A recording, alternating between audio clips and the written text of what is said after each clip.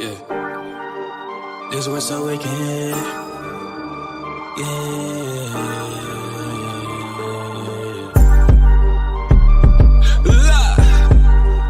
This was so wicked.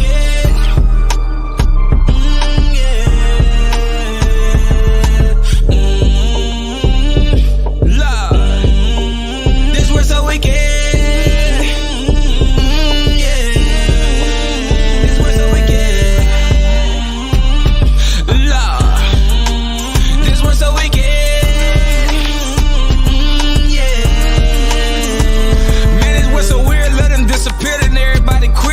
Force it on that children. If you don't see it, then you gon' hear. Ain't no black and white, no macro. Just can't look inside the mirror without them pushing this with fears. A different virus say here. Vaccinations, they come first. If you don't get it, then you a traitor. Can speak against abortion, they gon' hang you now or later. First they say that it's their body, it's their choice. They gon' only make it, but don't consider that's a person growing inside them every day. What about rape? Now I can't justify. I say that that's okay. But if you kill that baby, gon' be against you on your judgment day. But we don't believe in God anyway, so we gon' follow Satan. We say that we Christian, but that Bible we stay away from. See people kill.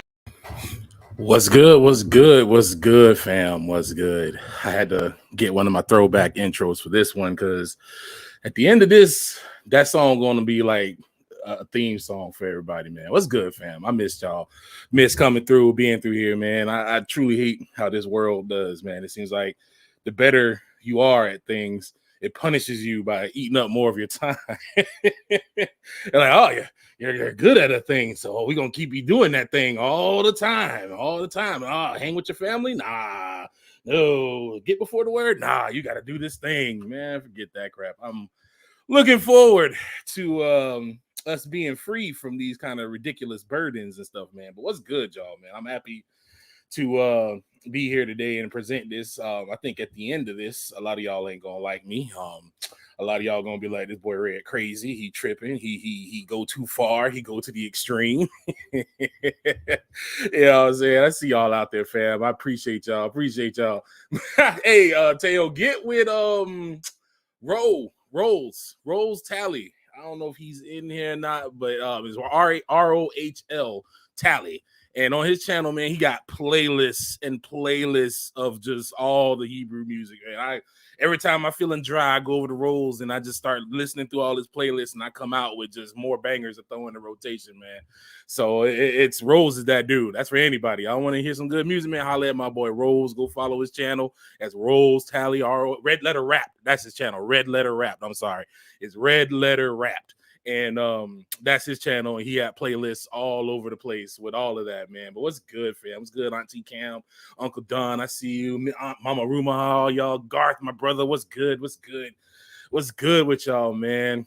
Yeah, it's been interesting in the world, you know what I'm saying? I ain't gonna talk about all that, man, because I got so much to talk about, so much to go in on. But I got to start on something that, you know, when y'all told us to come out of her, it really means to come up. I'm not gonna say what it really means. One of the meanings that has been central to me. That's why I'm gonna say. I ain't gonna say what it really means. I ain't gonna start no drama and do all like that, because I know they're gonna be like, "Oh, Big Red doing it." First of all, let me say this too. If I say something, don't go running and playing run tell that. Don't go to nobody's social media that may agree, maybe on something. Like if I say, "Oh, America's not the place," don't go on somebody page that think America is the place and be like, "Oh, Big Red this," and just start attacking. Like, don't do no dumb crap like that.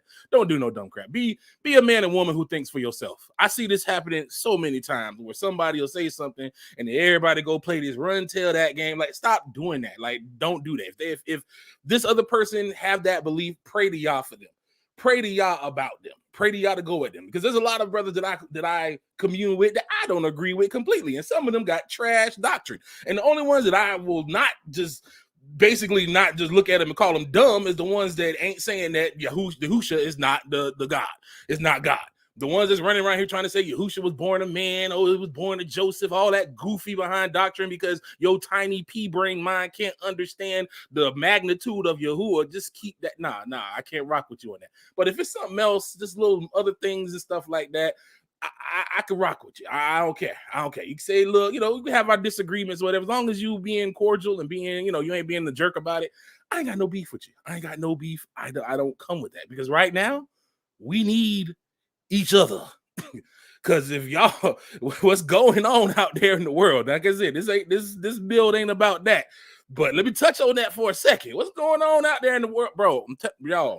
Y'all, if you not planning like having a go bag, if you don't have any kind of like water stored up, I'm pretty much probably gonna say this every time I go live. Get you some water and get you some food. Don't store no food for one day.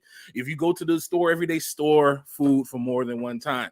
Because there was a story I heard, and honestly, it pissed me off. It made me very angry because it was a very preventable death.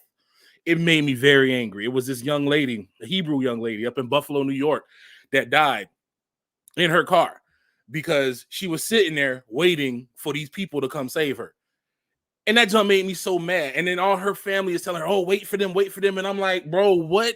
Look, y'all, this woman died, sat there in her car. The car froze over and died waiting for these people to come save her. You better have a plan to get yourself out of danger. Don't be waiting for nobody to come get you in these situations. We getting warned. Y'all see what happened in Texas. You seeing what happened in New York. You see what's going on right now in San Francisco and California has a hurricane coming at it, bro.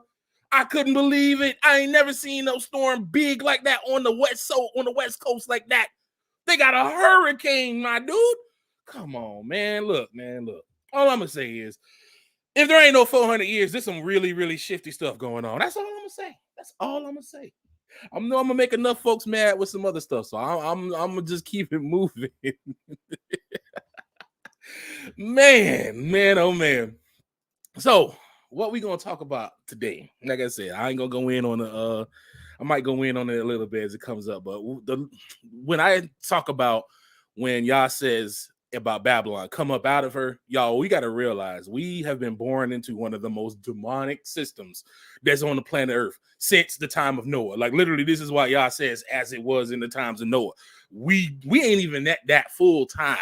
We not even at that full time. We right here at the door. It's like we coming up to the door. We at the welcome mat, wiping our feet off, about to walk into some nonsense. Some straight nonsense.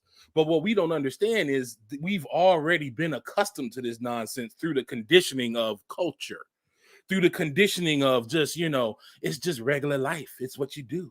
It's how you be. It's how you hang out. You know what I'm saying? So it's a thing that a lot of us defend. A lot of us will defend it because we like it. My mom used to say it's a pet sin. Everybody, if you're not a drinker, then alcohol is a terrible sin. How dare you? But you don't say nothing when you be stuffing your face with food every day on that gluttony tip. Folks, I don't understand how a person can go off and smoke cigarettes, but you still ain't made a covenant with your eyes and you be lusting in your spirit. Like everybody got their little pet sins and stuff that they try to lie to and try to keep it going. Some of us, we don't even know they pet sins, but we just keep it going just because we want to stay cognitive dissonance. And anytime we come and hear something, they can say, oh, this thing that you like is actually demonic and against the Most High. Are you going to sit there and make excuses for it? Are you going to say, oh, it's not that serious? Or are you going to accept the truth that is presented before you? So, saying that, we're going to re-examine this whole thing of witchcraft. I use the term witchcraft because now, I'm not going to be one of those brews. Some brews get when they learn some new things, they become like super rigid about it. They go, oh, I don't use the name Jesus. No, we don't use that name. Like, okay, I get it, bro. Yeah, we understand. I get it, and I agree with you. But don't sometimes I got to become all things to all men. You know what I'm saying? Paul was talking. He's a polyglot. He was speaking many languages. He had to come at people where they at. So if I come to somebody who ain't even heard the name Yahusha, and I'm talking Yahusha, they're gonna be looking at me cross-eyed. So it's things that are within appropriateness. I understand. We all know. Ain't no J's. We all know it's European. We get it.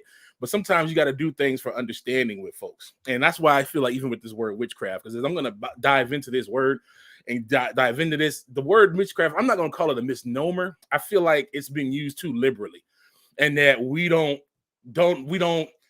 never broken it down into what it really is. The church talk about witchcraft. They just talk about, Halloween. Some of them don't even talk about Halloween. Some of them be defending Halloween. So that's a whole nother crazy thing. Like I've seen so many Christians trying to defend Halloween. It's like, what?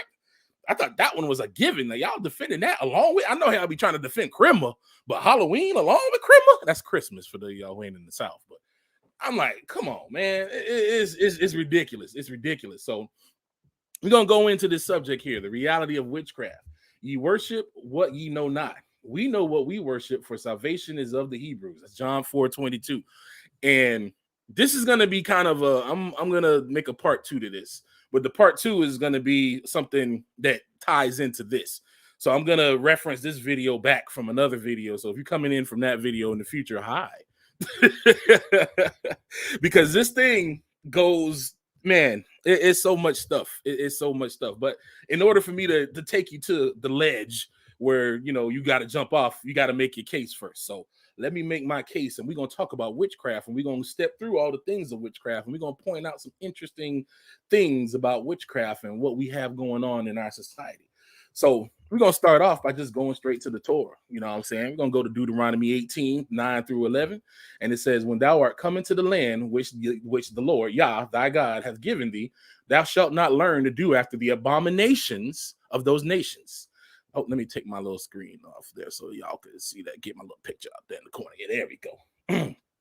So there shall not be found among you anyone that maketh his son or his daughters to pass through the fire, or that uses divination, or an observer of times, or an enchanter, or a witch, or a charmer, or a consulter with familiar spirits, or a wizard, or a necromancer.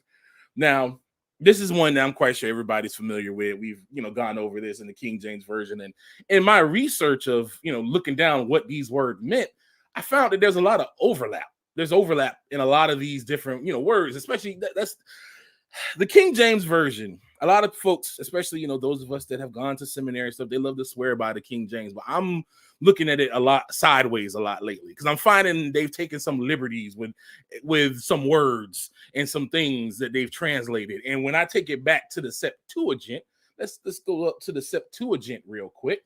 The Septuagint kind of gives you a more concise, to the point explanation.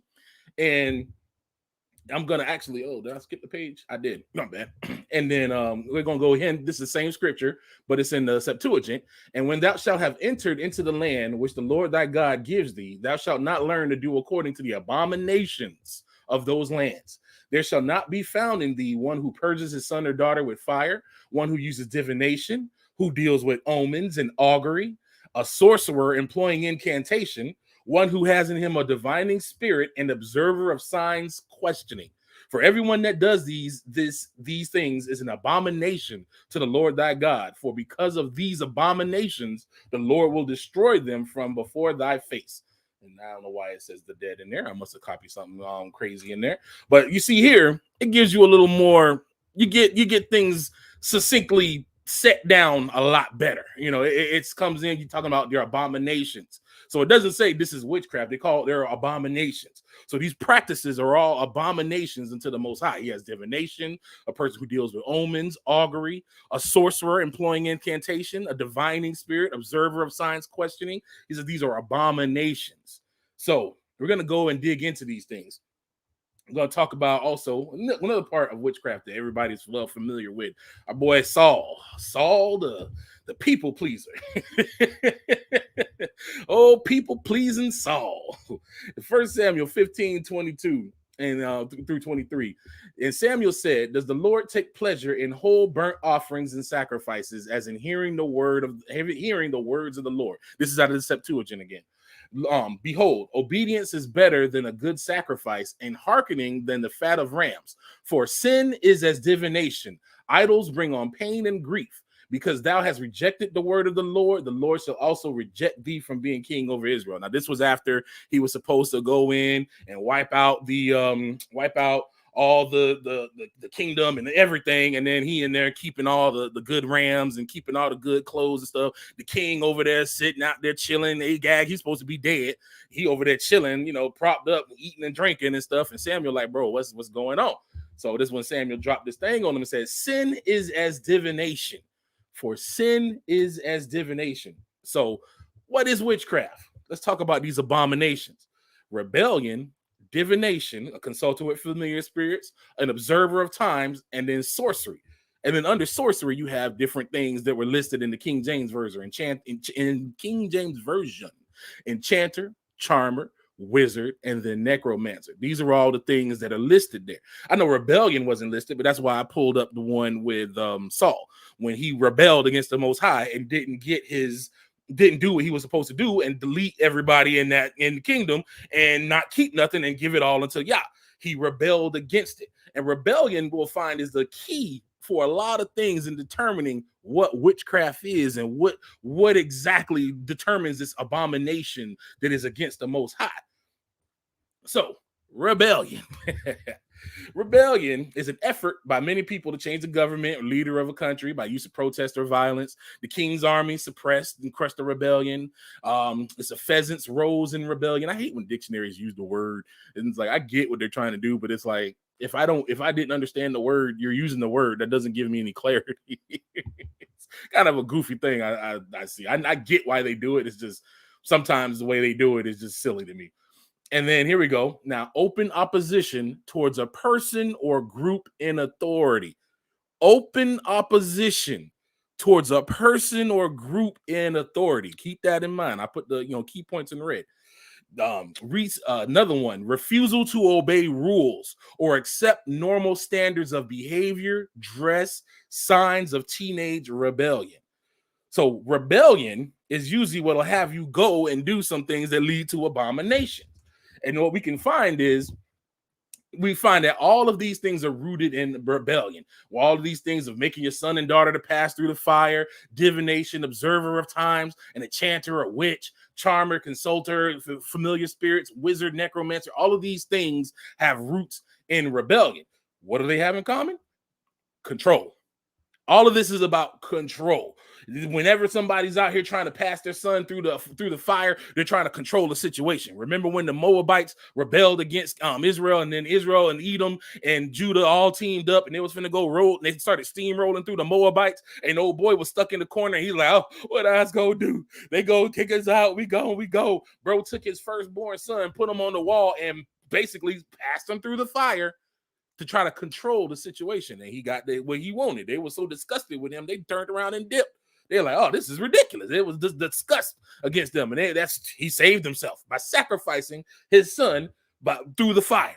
People that use divination, they want to know what's going to happen. They want to know what's going on. So they go to these people, observer of times. All of these different things exert control, because you're not content with leaning on Yah. You're not content with not knowing and letting him guide you. So you want to go and control the situation.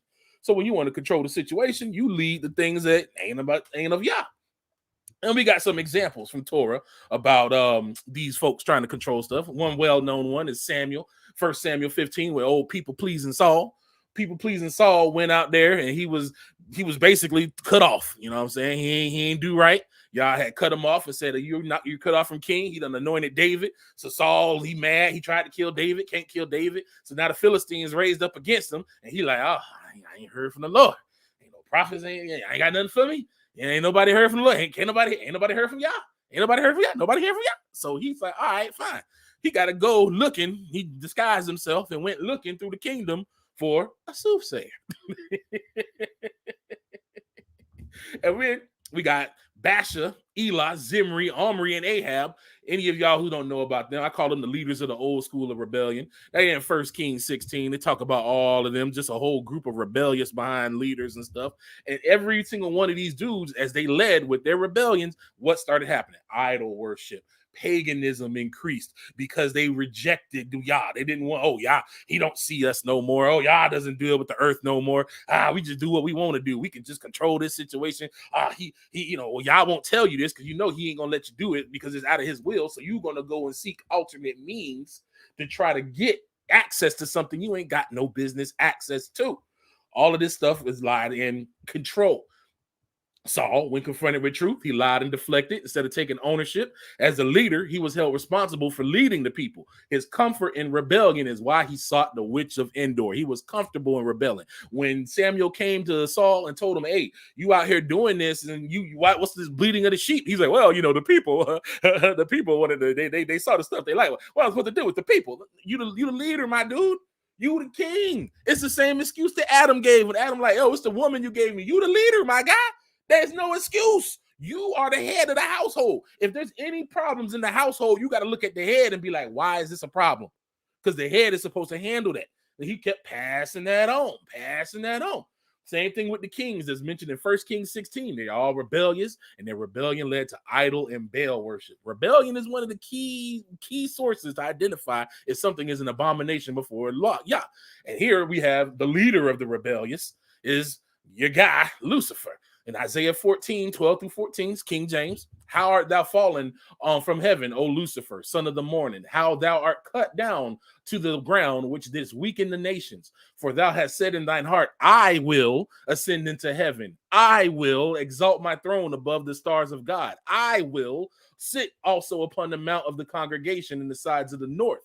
I will ascend above the heights of the clouds. I will be like the Most High. Come on, man. It's self-explanatory. Self-explanatory. The leader of all this apostasy, the leader of all this foulness, he's just straight up built for all the rebellion. He's a king of rebellion, of a rebellious spirit, and everything that's opposite of Yah. So now let's start diving into these things. When you're trying to control something that you're not meant to control, that's that rebellion. You're trying to control the outcome of things and events that Yah has not given you assignment over. Rebellion is the foundation of witchcraft. Every created being with cognitive agency created by Yah acts according to desires within their ruach, the spirit, their will, or the heart, as it's called in Western society today. If you have a rebellious will, then you will seek to control your surroundings and events by any means, even if they transgress Yah's commands. All of the abominations of witchcraft have rebellion at their root. This is a key factor in classifying the abominations and determining if an action transgresses Yah's will. That sin, that transgression of Yah's law, that transgression of his word. He says, don't do this, and you want to go and find a way to do it anyway. And if it won't happen the way you think it should happen, you're going to go make it happen the way you want it to happen.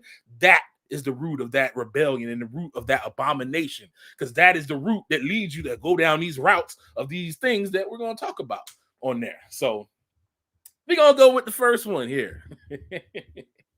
We're going to talk about divination.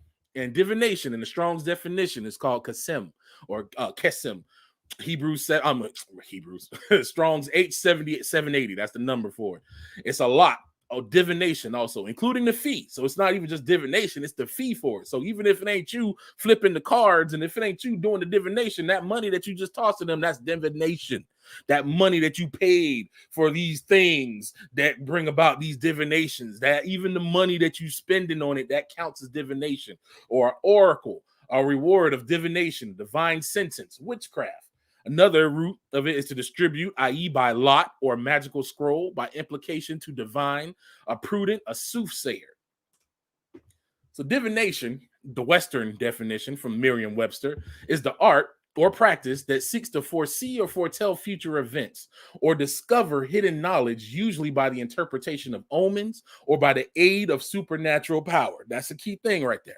The interpretation of omens or the aid of supernatural powers. Going back to our boy Saul with our good lady from Endor that he himself kicked out, no less, which is so ridiculous. 1 Samuel 28:8. And Saul disguised himself and put on other raiment, and he went, and 2 men with him, and they came to the woman by night. And he said, I pray thee, divine unto me by the familiar spirit, and bring me him up, whom I shall name unto thee. That's what, again, the divine is discovered by intuition or insight, to discover or locate. He wanted her to locate a person. We know it was Samuel. And she wanted her to do it by what? The familiar spirit. He wanted her to do it by a familiar spirit. Does that not fit this interpretation of omens by the aid of supernatural powers? I know some of y'all that, don't believe in supernatural powers feel like the lady, she faked it, or, she was over there putting on a puppet show, which keep that in mind for later on in my, in the presentation too. But what y'all got to realize is we dealing with a real supernatural realm, and these people is tapping into otherworldly entities to get information and to do things in this world. And a lot of times, because this European system has dumbed us us down, we don't understand, and we'll like write things off as myths or folklore or just hobbies, or just, you know, oh, that's just, you know, them little crazy practices. Them, you know, they want to write it off when this junk is serious. This junk is absolutely serious.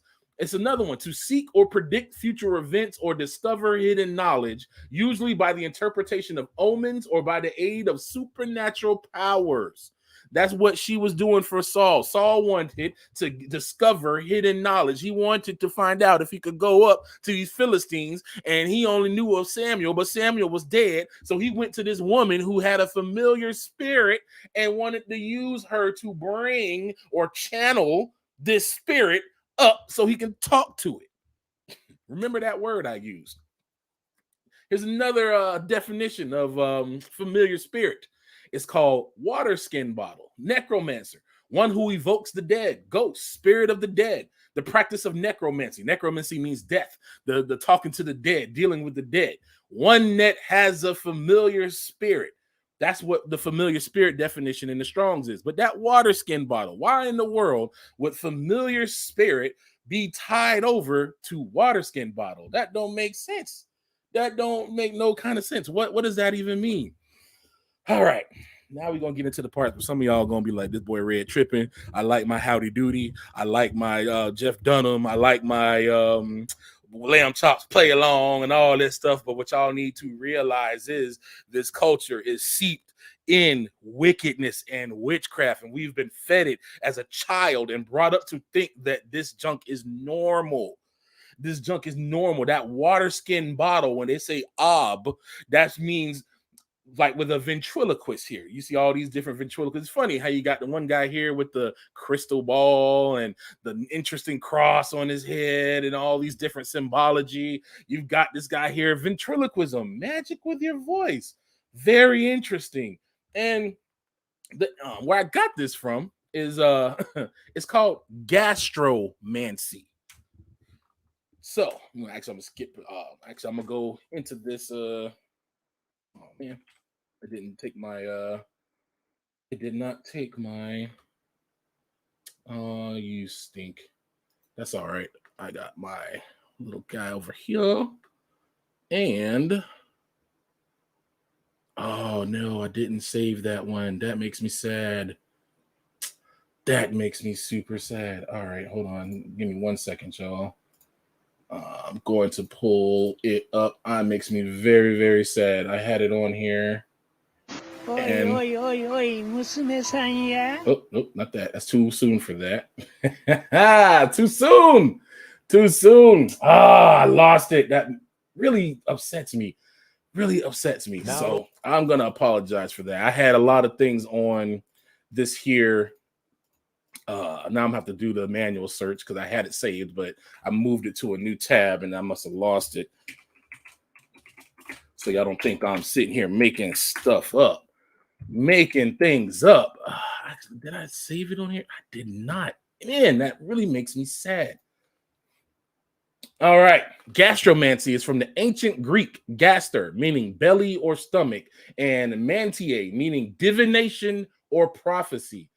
It may refer to gastromancy, a method of divination by using stomach sounds to represent the voices of the dead, and crystal gazing, a method for seeing visions achieved through trance induction by means of gazing at a crystal. And gastromancy, it's so interesting. And guess what gastromancy leads to? Gastromancy leads to ventriloquism. Because ventriloquism is coming out of the stomach. It's when you learn about ventriloquism, it talk about speaking out of the belly. That's why in divination, when you have that definition here for divination, it's set up as water skin bottle. That water skin bottle, because they said it bubbles up. The spirit was said to bubble in your stomach, and then you would speak, but it wasn't be you speaking because your mouth wouldn't be moving. It would be another voice speaking out of your stomach. And this is what they called gastromancy. Ventriloquism was a religious practice. The name comes from the Latin to speak from the stomach, venter, belly, and loqui, speak. The Greeks call this gastromancy. The noises produced by the stomach were thought to be the voices of the unliving who took up residence in the stomach of the ventriloquist. The ventriloquist would then interpret the sounds as they were thought to be able to speak to the dead as well as foretell the future. One of the earliest recorded group of prophets to use this technique was a Pythia, the priestess of the temple of Apollo in Delphi, who acted as a conduit for the Delphic oracle. Y'all remember when Paul was being followed by this girl and she kept saying all kinds of crazy stuff? She was a gastromancer. That's what she was doing. They say women are the best for this practice because women just can seem to open themselves up better for these spirits to come in. We know this because Yah has designed women to be a portal for the things that come from the spirit realm into this realm. This is how you have children come in through women. Women have an honorable task, but a lot of them will take this honorable task that Yah has given them and use it for a demonic purpose by allowing these foul spirits to indwell within them and then use this as a means to come out and talk to people with the voices of the dead. When that man was talking to Saul was talking to this chick, this is the type of stuff that they were doing. We see it even in the church. You ever notice how in the church, and again, I was raised in the church, and I sat and I thought about it for a long time, but whenever you would usually have that one sister just bust out in the middle of service, oh, that's said the Lord, start going nuts. It's always that one sister sitting off in the corner that busts off, and then all of a sudden she just saying something, or she just start talking in the turkey language, and then somebody come up with the interpretation. Where'd that come from? Where'd that come from? See, a lot of these practices that we've been doing and that we've been accustomed to, we got to check them things out. Don't just keep doing it just because this is what we always did. Oh, well, it's entertainment. That maybe, I know the Christians will say, oh, well, this is what they use it for, but I'm using my puppets for the glory of Yah. Is that what he told you to do? Is that what he told you to do? Or is it that you just have a fixation with this thing? A lot of these things that people keep holds on to, a lot of these pet sins that we hold on to, these abominations, is because we have emotional attachments to them. So you'll have a person that maybe my uncle was a ventriloquist and he worked on Jim Henson's show and he did the Muppets and everything and blah, blah, blah, blah. And what you say? Well, guess what, my guy? Your uncle was a part of witchcraft and he didn't even know it. They use witchcraft to entertain children. Come on, man. Look. Y'all can say it's crazy. Y'all can say whatever. Here it is. This is the origins of what it was. But as they always do in the West, because see, back in the day, they couldn't do these practices out in the open when the church was running things. They had to pretend to be pious. So they had to get rid of all these folks that was doing this stuff. So what did they do? They turned it to entertainment. This shift from ventriloquism as manifestation of spiritual forces towards ventriloquism as entertainment happened in the 18th century. Oh my goodness, so many things happened in this 18th century that changed the meaning of things, that changed the role of things, that changed the history of things, that shifted how the entire world thought. The age of enlightenment, okay. What was being enlightened? More like the age of in darkness. Because everything that was sought out that was a demonic thing has been shifted to entertainment.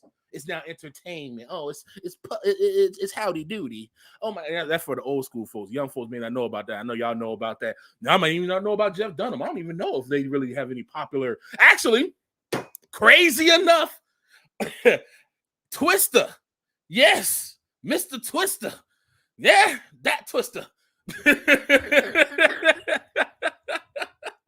If you go on Twister's Instagram, Twister is now a ventriloquist and has to be playing with puppets and stuff on Instagram. Look at here, man. This junk real. And it's going to make even more sense when I get to the end, when I finish talking about this. But this whole thing with this gastronomy, it goes deep. There was even stories about it in Mexico, which makes me mad. I had the article about it, but it was in that tab that got lost, where they were talking about this woman in Mexico, this guy who had a slave, where she would keep the slaves entertained by doing gastronomy, doing this ventriloquist. She would sit there and be talking, but the voice wouldn't come from her lips. It would be coming from somewhere else, and she would be interpreting it like talking in the spirit. Yes, John Rose, Twister. Yes, Jaden. Yeah, man. Twister. I'm telling you, go on his Instagram, and I'm like, this man is doggone talking with. I was blown. I'm like, what's this nigga doing? Hey, what kind of foolish? Why are there puppets on? I was confused. I thought he got hacked, but no. Twister is a ventriloquist now. Look, man, this junk right here is real, bro. This junk is real, y'all. It is absolutely real. And we got to realize that this is not a game, that this is not, we've been born into true bondage, and everything that we have been taught to love is against Yah. Just about everything. You have to get to the point where you have to just dump everything. This is why Yah said, I can't put new wine in old wineskins. A lot of y'all trying to keep that old wine around because, oh, my feelings, oh, I grew up with this. Oh, this is what I always thought about as a child. And oh, this is what I held close to my heart. Is that what, so you want to keep your dreams? You want to keep your entertainment over being faithful to Yah? Oh, I ain't even got started yet. A consulter with familiar spirits. That means they ask, they inquire, borrow, beg. You're going to be spirits begging. Go talking to these foul things. To inquire of, to seek, to ask for oneself, to inquire carefully, to practice beggary. Man, look, they be going to these spirits begging for information, begging to learn stuff. Here's another example of divination. The augur. Auguring is what augurs did in ancient Rome. Well, I should say present-day Rome too, but you'll see what I say mean in a few minutes. Augurs were official diviners whose function it was not to foretell the future, but to divine whether the gods approved of a proposed undertaking, such as a military move. They did so by various means, amongst them observing the behaviors of birds and examining the entrails of sacrificed animals. We have probably seen this done in movies and stuff. Again, they show you this stuff in the movies where they'll kill the animal and throw the guts in the pot, and the person will sit there and spin the guts around and then tell them what they see, or they get bones and throw the bones on the ground. That's an African thing. They toss the bones. That's why they call that, even when you be playing dice, they call them the bones, because people will take bones, and throw them down, because dice used to be made from bones, and they would throw them out there and they would interpret them. What I'll find is a lot gambling. I'm getting ahead of myself, but I'll just say this: gambling has a lot of interesting origins. That's all I'm gonna say. This comes from Merriam-Webster, from the definition of augur. This was an official office that was in Rome, that basically they were like, you have senators and then you had the augurs. And before they did anything military or anything serious, they went to the augurs and made sure they had permission. Kind of like, again, they copy Yah when the prophets would have to come to the king and let them know, hey, Yah has given you, the battle. This is what you got to do to go win that battle, and do this is what you got to, how you got to handle that business. Example of augur. Did it skip? Yes, it did. I knew it. Did it skip it? No. Examples. For augurs, use a thing called a letui, or lituus. It's not litus. I thought it was lituus, but it's actually lituus, which I hate English, y'all. I hate this language so much. It makes no sense. It is the dumbest language out there. Like, the more I learn of other languages, and then I come back to English, and I'm like, why? Like, lituus. You literally say you. It's like, why? Sorry, that's just my little personal pet peeve against English. But in geometry, it's a polar curve generated by the locus of a point moving so that the square of its radius vector varies inversely as the angle of the radius vector makes with the polar axis. That's a big fancy way of saying it's a spiral. It's a spiral. A lituus is a spiral. And that little equation there is how you would plot that on the chart with a math plot. It is nothing but a spiral. Here's some examples of the lituus. Here to the far left, you have an augur holding a lituus, a curved wand, often used as a symbol of augury, and it's on Roman coins. He's got the little bird sitting there next to him. It's pretty interesting. The raven, very Zeus-like. You know what I'm saying? You know. You got the coins here. It was so important, and the office was so respected, they put it on the money. So here it is. You got a lituus right here used for augury. Here you have a real fancy looking lituus. Here's the curve right there. That's why it's called that, because it has this spiral that's on there. And let me show you how the disrespect of this is. Because see, this spiral, when you start getting into the math about this spiral and whatnot, this is why I say you need to learn a lot of things you're not comfortable with. Get good with math. Get good with all these subjects that you're not comfortable with, because the more you understand these things, the more Yah can speak to you. I'm telling you, it's just like what our forebear Enoch said. Yah gave to him according to his understanding. So if you want Yah to give you more, raise your understanding. This is what the problem is a lot in the Hebrew community right now, is you have a lot of people without understanding try to understand something they have no comprehension of. They don't even have the basic comprehension to do a short story and break a short story down, and they trying to break down scripture.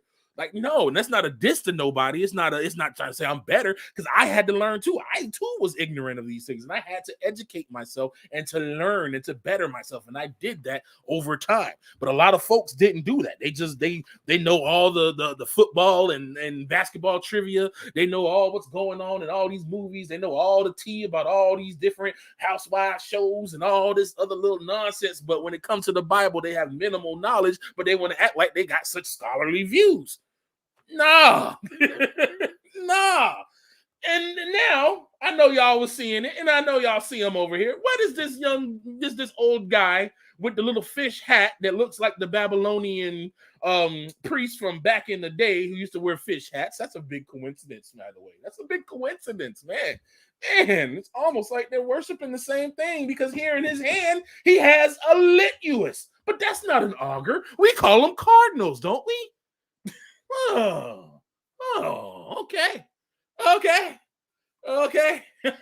Okay, yeah. They're carrying a lituus, because these are the people that the government goes to that hold the priestly office for this current world religion, and they're the ones who go talk to their God, small g, their small e Elohim, and they're the ones who go look this stuff out. Look at here, man.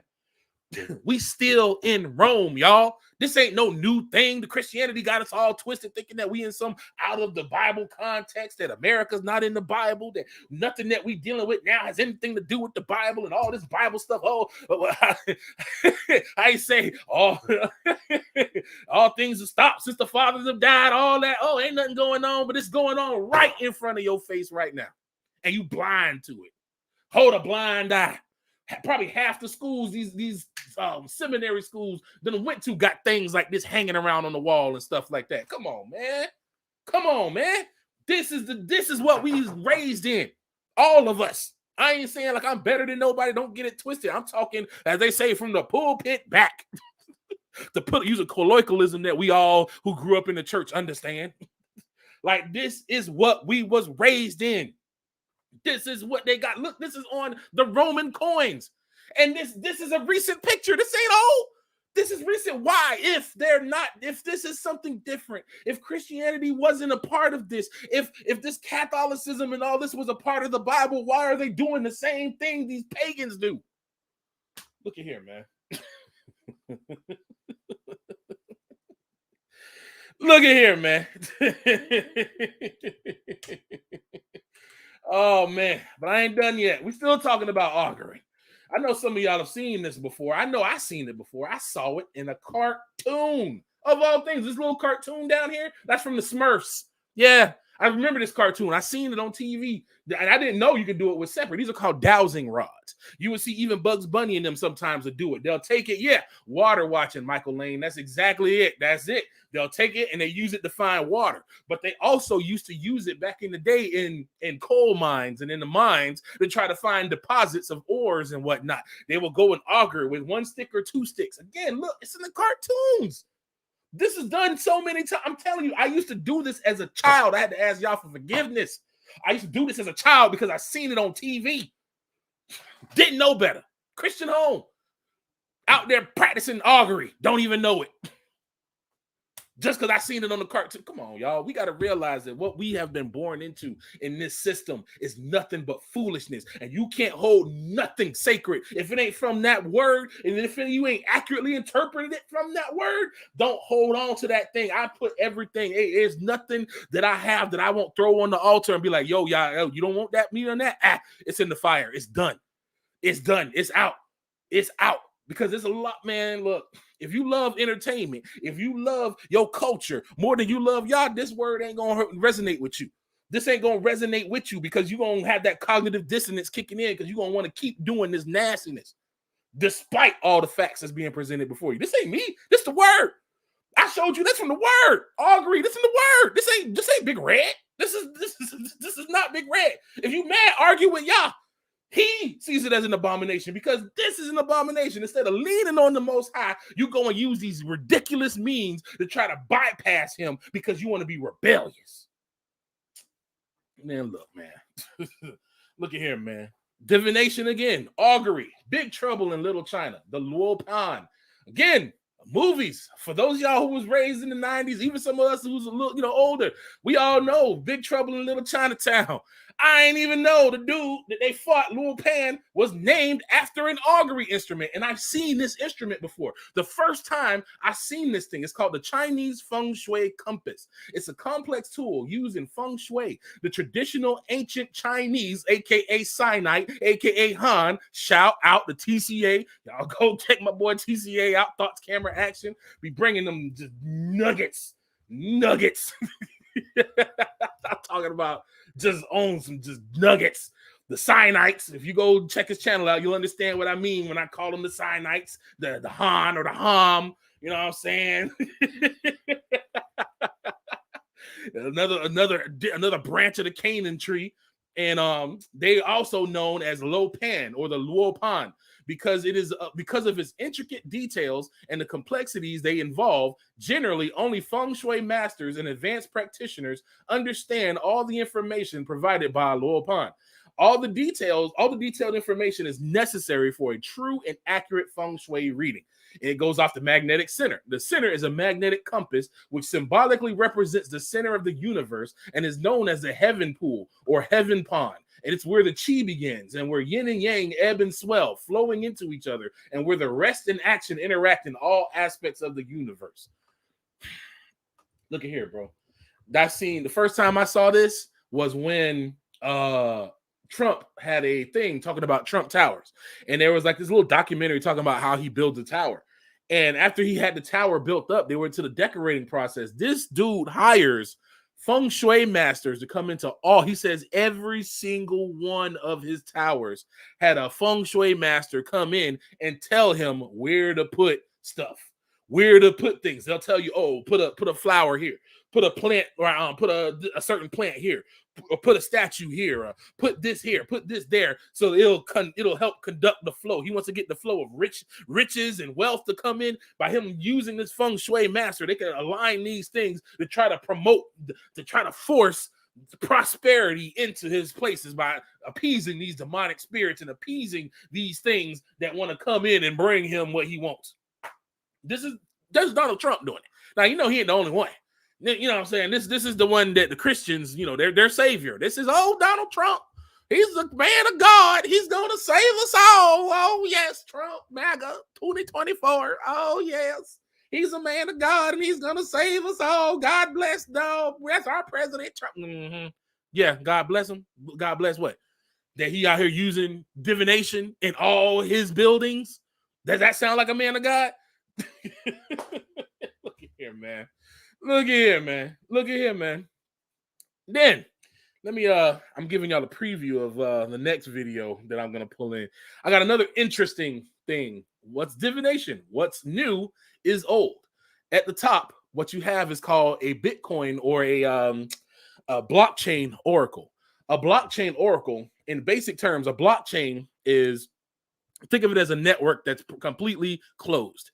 And only nodes that's in that network can talk to each other. It's a closed network. Nothing can go into it. So if you want to get information out of the Bitcoin network, you can't just log into it because it's a closed network. So they have these specialized servers and the software called oracles. And the oracles are able to do lookups into the blockchain and to tell you what the status of the blockchain is, and you can get information out of that blockchain. So if you need information, you go into the oracle, and that oracle gives you information. As opposed to the one at the bottom, that's a company called Oracle. Oracle deals also in gathering information. They deal with databases. Oracle is actually what I learned my sequel on many moons ago. Oracle 9i. That's how old I am. Just dated myself. But Oracle is a They call it a sequential database. It is a hierarchical database, rather. And then in this database, you can put information. And when you need, like pretty much we use databases all the time. You probably got a SQL database that runs everything now runs, because there's just so much information that's contained. If you go to a website like Amazon, Amazon's a perfect example. All the items in Amazon are stored in a database. So when you do a search, you're searching that database and it's giving you information and pulling that information over to you. So, I'm just, that's just a little something I'm giving you to think about. It's very interesting that the tech world has a lot of words and a lot of things that tie into a lot of interesting stuff.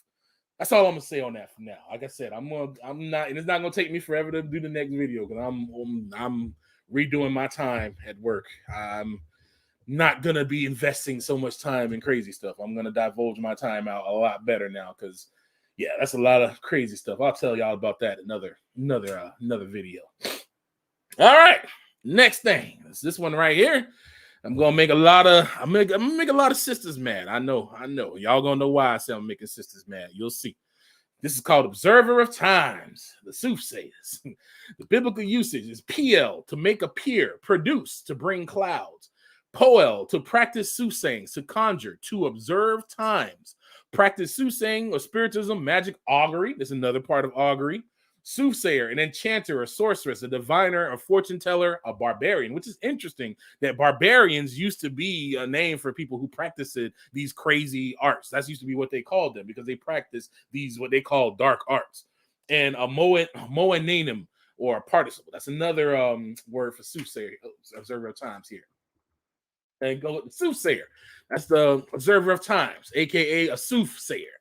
The definition of a soothsayer: a person who predicts the future by magical, intuitive, or more rational means. A prognosticator. Synonyms include augur. Hey, we know, we're familiar with that word. Diviner, forecaster. Very interesting. Weather forecast. Foreseer, foreteller, a fortune teller, futurist, prognosticator, a prophesier, a prophet, a seer, or a visionary. And then here we have Leviticus 19:26. Give you some Torah, because we always got to take everything back to the Bible. This is why I say, y'all can't get mad at me. This ain't my opinion. This ain't just something I said. This is in the word. This is in the word. It's in the word. Talk to Yah. If you're mad, talk to Yah. It ain't me. Talk to Yah. Yeah. Oh, Jaden, bro. Oh my God, bro. You have no idea. You in there, bro. You in there. When I get to what I'm gonna get to later, yeah, you in there, my guy. You in there. All right. Observer of times. Torah examples. Up the back. Ye shall not eat anything with the blood, neither shall ye use enchantment, nor observe times. Ye shall not round the corners of your heads, neither shalt thou mar the corners of thy beard. You shall not make any cuttings in your flesh for the dead, nor print any marks upon you. I am the Lord. I left that other part in there because I know there's a new trend now, brought upon by a lot of these Christian rappers who just think that the law is over and done with, out here getting tattoos. Oh, if I want to, I can use my tattoo as a way to start a conversation about the Lord. I get this cool tattoo and somebody asks me about it and I get to talk to them. If you need a tattoo to tell somebody about the Lord, then you just lame all the way around, period. Just go say you want to get a tattoo to look cool like all the rest of the Canaanites, a part of Canaanite culture. Stop sitting here trying to justify the abominations that Yah clearly has said that are abominations before him, and they want to justify this nonsense. Now, if you had a tattoo and you ain't no better, that's a different thing. But I'm talking about you got Christians that have been Christians. I know cats. We used to work with, we used to do stuff in our church. We had a thing called expressions. We had all kinds of dudes coming around and performing and stuff, and I used to get into this all the time with these niggas. They want to look like these rappers in the street so bad. Everybody want to have a street cred so bad, so they got to make any excuse to go and make them cuttings in their skin. Oh, you being too legalistic. Oh, how am I being legalistic when Leviticus says it right here? So you want to just throw out Leviticus? That's what they want to do. They just want to throw out all the law and live lawless. Insanity.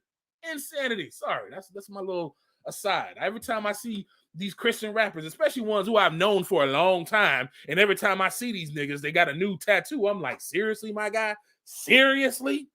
Man, let me stop. Let me stop. The McClintock and Strong Bible Cyclopedia. Oh my goodness, I forgot the EN. We just say I meant to do it that way. Cyclopedia. We talking Southernized. The Cyclopedia. Ain't no EN. Observer of Times is the rendering in the AV of the Hebrew Meonin, Daniel 18, Deuteronomy 18, 10 and 14. It's also called an enchanter, Meonanim, soothsayer. See, necromancer, see, seer. See, a lot of these words overlap. That's why I said the King James Version, they were using, it's like me saying, run. This dude was running with a gate and he dashed. Like, those are all kind of the same thing, dude. Like, what are you saying? Like, we get it. He ran, he dashed, he had a fast gait. I mean, come on, man. They're like reusing the same words. And the part I have highlighted, and the superstition intimately associated with astrology and widely spread through the ancient world by the influence of the Oriental Magi, which distinguishes and determines days as lucky or unlucky. Seem to be plainly alluded to not only here, but also in the word onanim, when in Oceana, commonly rendered soothsayers or sorcerers. You also find it mentioned in Job 3:5, and it also says in Galatians 4:10, Paul ensures the same practice. This peculiar regard to days originated at a very, very early period. It had already become prevalent in Greece in the age of Hesiod. Working, and then now in the age of Hesiod, he talks about that, the works and days, and he talks about which days are lucky or not. This is why Paul said, don't let no man bother you about no holy day. See, they want to take it and mean that, we don't have to follow the Shabbat. No, my ill-advised friend. He's not saying that you can just ignore the Shabbat. He's saying that if today is your lucky day, don't put no regards to that crap. Don't put no regards to them telling you, hey, today's not a lucky day. You should stay home. That's, see, now to us over here, this may not be a big thing, but in, like I said, in the Oriental, around the Asian areas, it's huge about lucky days, lucky numbers. They'll even have in their horoscopes, they'll have lucky items. So they joke about it in anime. This is what I'm telling you, it's in the culture. Our culture is so Canaanite, demonic driven, it's ridiculous. I've seen so many anime coming up where a dude will have some goofy object and they use it as a joke. Again, it's always used as entertainment and as a joke to get you welcomed into these practices. And see, they use these practices in Japan. That's their culture. They don't see it as like a religion. See, over here, they're like everything's religion because we've lost the thought process of what a religion is and what culture is and all that type of stuff. We've lost our culture. And so they stripped away culture in America because if they enforce culture, then that means, black folks say, well, what's our culture? We're going to start looking sooner than we already did. And then, we'll find something. So they're, we can't have these Negroes waking up. So let's get into the whole culture thing. But elsewhere in the world, this is the culture. This. They're not religious when they do this. If you ask the average Asian person, they say they're not religious, but at the first of every year, they're at the temple giving prayers. And they have this crap in their businesses. This right here. It's called the Meneki Neko. One legend starts with a cat born at Gotokuji Temple in Satagaya Ward, Tokyo, during the Edo period in 1603 to 1868. According to the temple historians, while hunting with falcons, the daimyo, regional ruler, E. Naotaka, was saved from a lightning bolt when the abbot's pet cat, Tama, beckoned him into Gotokuji. Grateful to the cat for saving his life, the ruler made it a patron of the temple where it has been venerated in its very own shrine. So because he missed getting stuck by lightning, he's like, this cat must be lucky. This is a lucky cat. So this is why you have the lucky cat. Today, the tranquil grounds of Gotokuji are dotted with thousands of beckoning cat statues of varying sizes. Visitors come to see the array of white cats commonly shaped as a Japanese bobtail, a breed that makes frequent appearances in local folklore and pray for luck. The statues can be purchased at the temple and are usually left behind as an offering, although many take them home as a souvenir. And I got that. You can see my little link down there from the National Geographic Travel Channel. So if you got problems with, you're tripping, Big Red, well, tell National Geographic. talk to them. You niggas always want to talk about, oh, what's official and what ain't official. Oh, I don't believe. Anytime, you notice anytime you put somebody in a logic corner where you take their terrible idea and their terrible doctrine and you just basically lock it in the corner where they can't get out, they just go with the old same, that's not a viable source, or I don't believe that book, or okay. Just say that you just don't want to admit that you're wrong. Just go ahead and say that this thing just goes above your head. Like, I'm tired of these folks just sitting here trying to just, that ain't real. Oh, that ain't this. Oh, that's not an official thing. Or that's not this. Or it's official. The information is real. Just because it don't come from somebody you deem official, this coming from people that's their culture. Let me get off that. That's my another little. Let me get off that soapbox. Every time you confront folks with the truth, they always want to find some way to sliver their way out of it. No.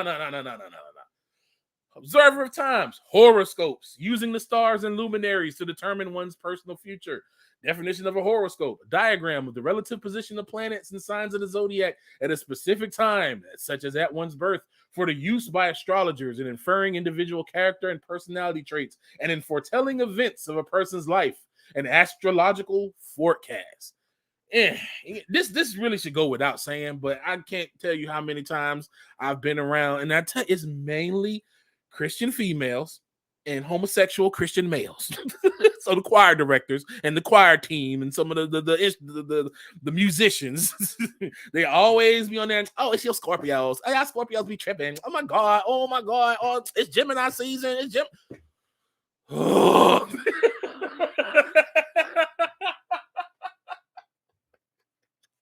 I be wanting to throw something. I'm like, y'all are so ignorant. And then it's usually always folks that go to church and then they come out and be like, oh, what you is? Oh, you a posses. Oh, I know about y'all posse. Oh, there's folks that won't even talk to you because of the day that you were born. Oh, I ain't messing with you. What? Oh my goodness gracious. Oh my Lord. Oh, and it's always, I'm telling you, it's always some sister. And I'm like, I thought you was in the church. I just seen you post on Sunday, and now here you is posting your horoscope talking about it's Gemini season. What? Look here, man. No. The luminaries have a purpose, but it ain't sitting here to tell you what your day is and how your personality is going to be and who you supposed to be like and all this kind of retarded nonsense. Like, no, that's not the design of this, because you're trying to control your future. You want to try to understand something. I don't know nothing about this person, so I'm going to find out how their date of birth is, and then now I'm going to think I know all these things about this. Man, look at here, boy. Look at here. Here's another one.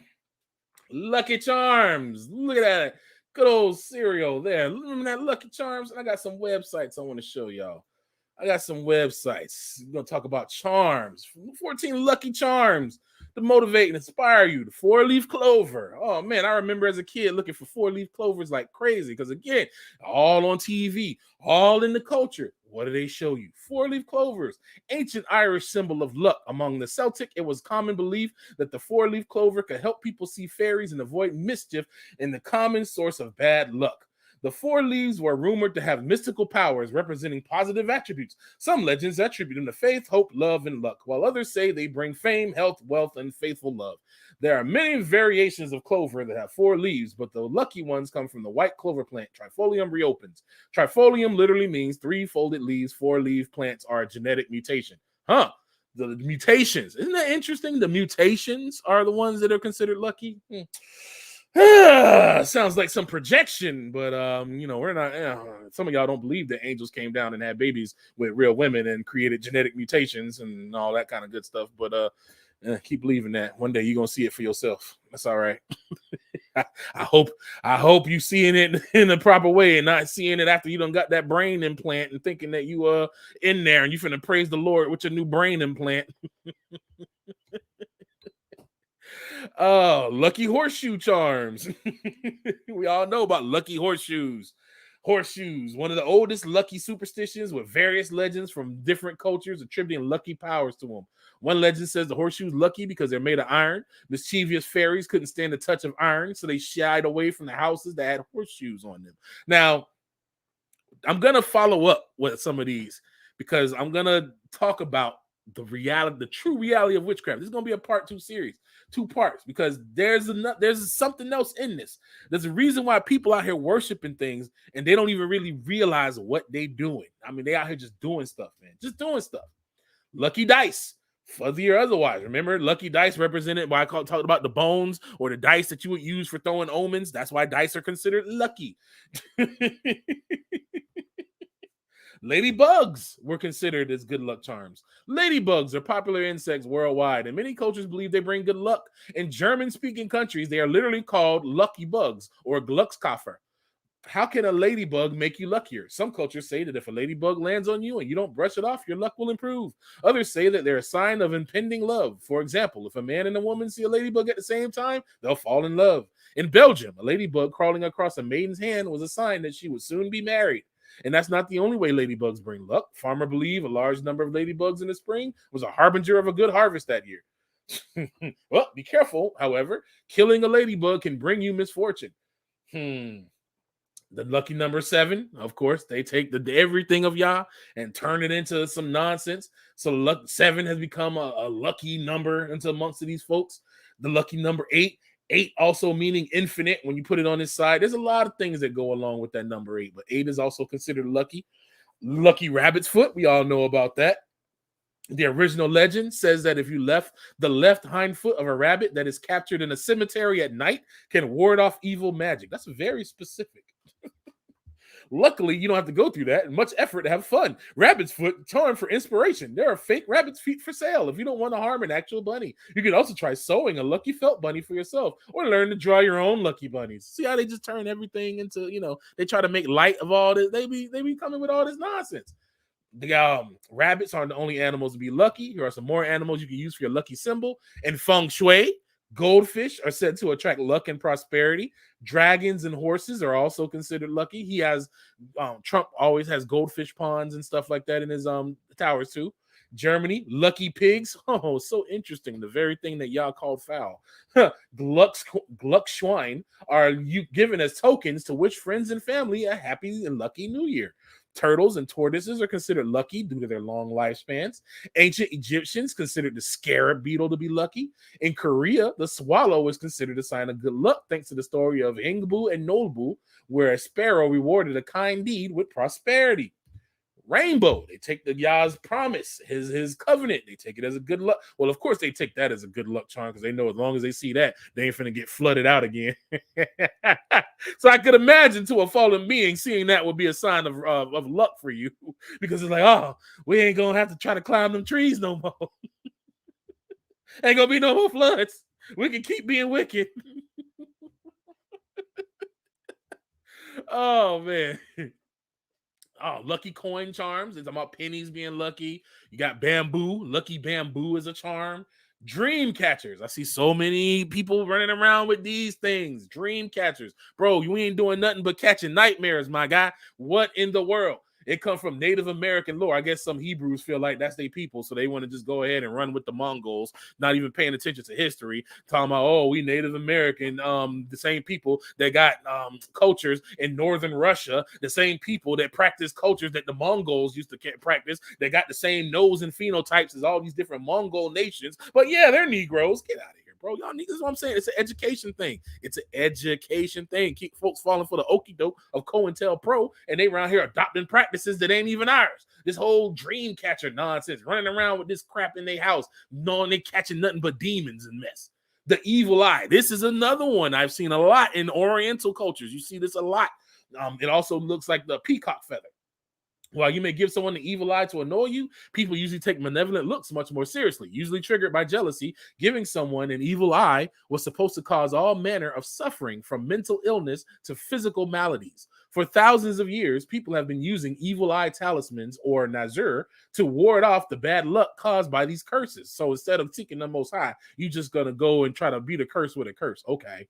The evil eye lucky charm takes 7 different forms. Some cultures use a hand with an eye in its center for protection. Again, I've seen so many Hebrew, even the lady, man, and it makes me so sad. I go in and get my hair retwisted, and I sit down in the chair, and me and the sister have a good conversation, and she turned me around, and I look up, and I'm like, oh, there's a hand with an eyeball in the middle. Oh man, just all again. Why do we adopt all of these Canaanite, pagan, occultic, religious practices, or cultural practices, rather? These cultural practices that are not ours. Not ours. Not ours. Acorns are seen as lucky charms and symbols because of its association with the Norse god Odin. Oh, interesting. Acorns coming off of a tree. Odin, the tree deity. Where do they hang us? From trees. So it's almost like they're making sacrifices. Oh, let me not go there, man. Y'all need to holler at Pastor Kelly. Talk to Pastor Kelly about the Woden and time of Woden and all the sacrifices and stuff, man. Shout out Pastor Kelly. That is a dope teaching that he has talking about that. He goes in deep talking about that because that's real talk. Odin was all about every time you look at Norse sacrifices, they're sacrificing on trees. They hang the sacrifices from trees. All right. Okay. This is just a normal, everything's just normal. This is regular culture. Oh, the Bible just a book full of myths and fake things. Oh, nothing in real life seems to match all of this mythology that's just so fake that people just come up with. It's just coincidences that they take the people who was descended from the Most High, the man they hung on a tree, then they take their descendants and also hang them on trees and offer them as offerings. Okay. Oh man, they would even take the dead bodies to the doggone city hall, which was shaped like Roman buildings and worship. Man, look at here, bro. Come on, man.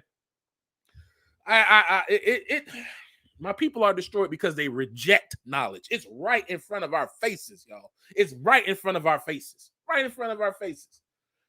The Norse also believed that acorns, oh, here it is. Odin hung himself from an oak tree to gain knowledge. So the acorn has come to symbolize wisdom. The Norse also believed that acorns could bring divine protection and place them in windows of their homes to ward off lightning. During the Norse invasion, Englishmen would carry acorns in their pockets, perhaps hoping they'd make their conquerors more sympathetic.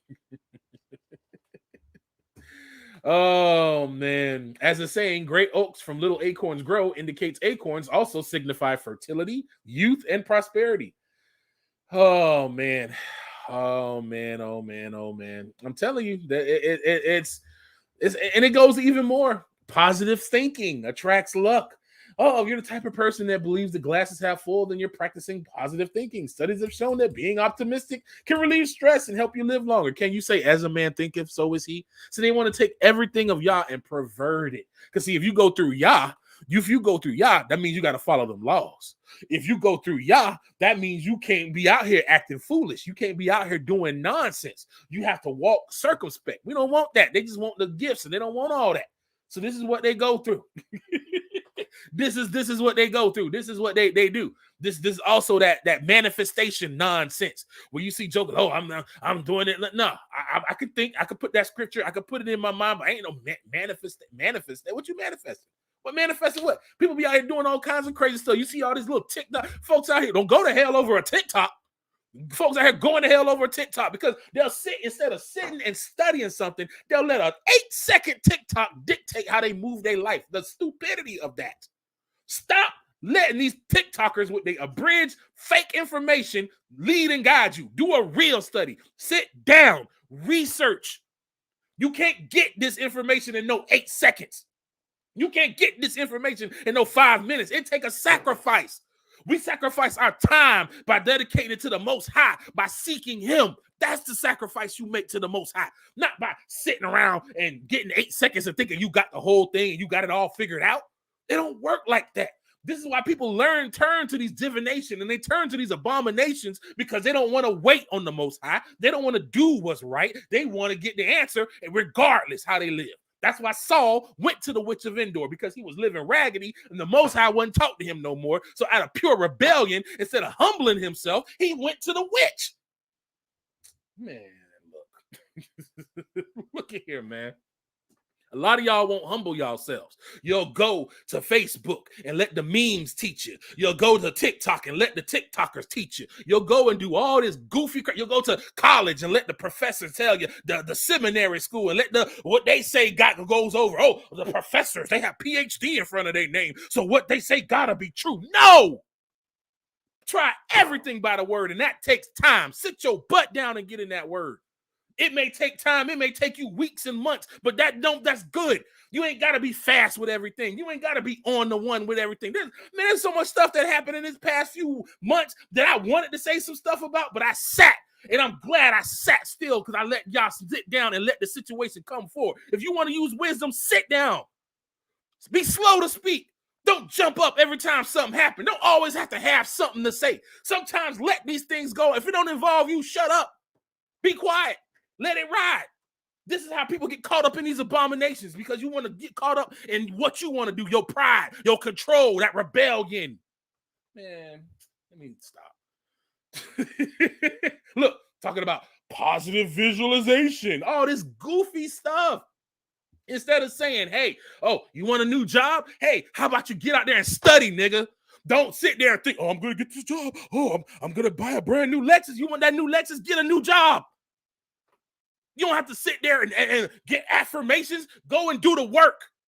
Do the work.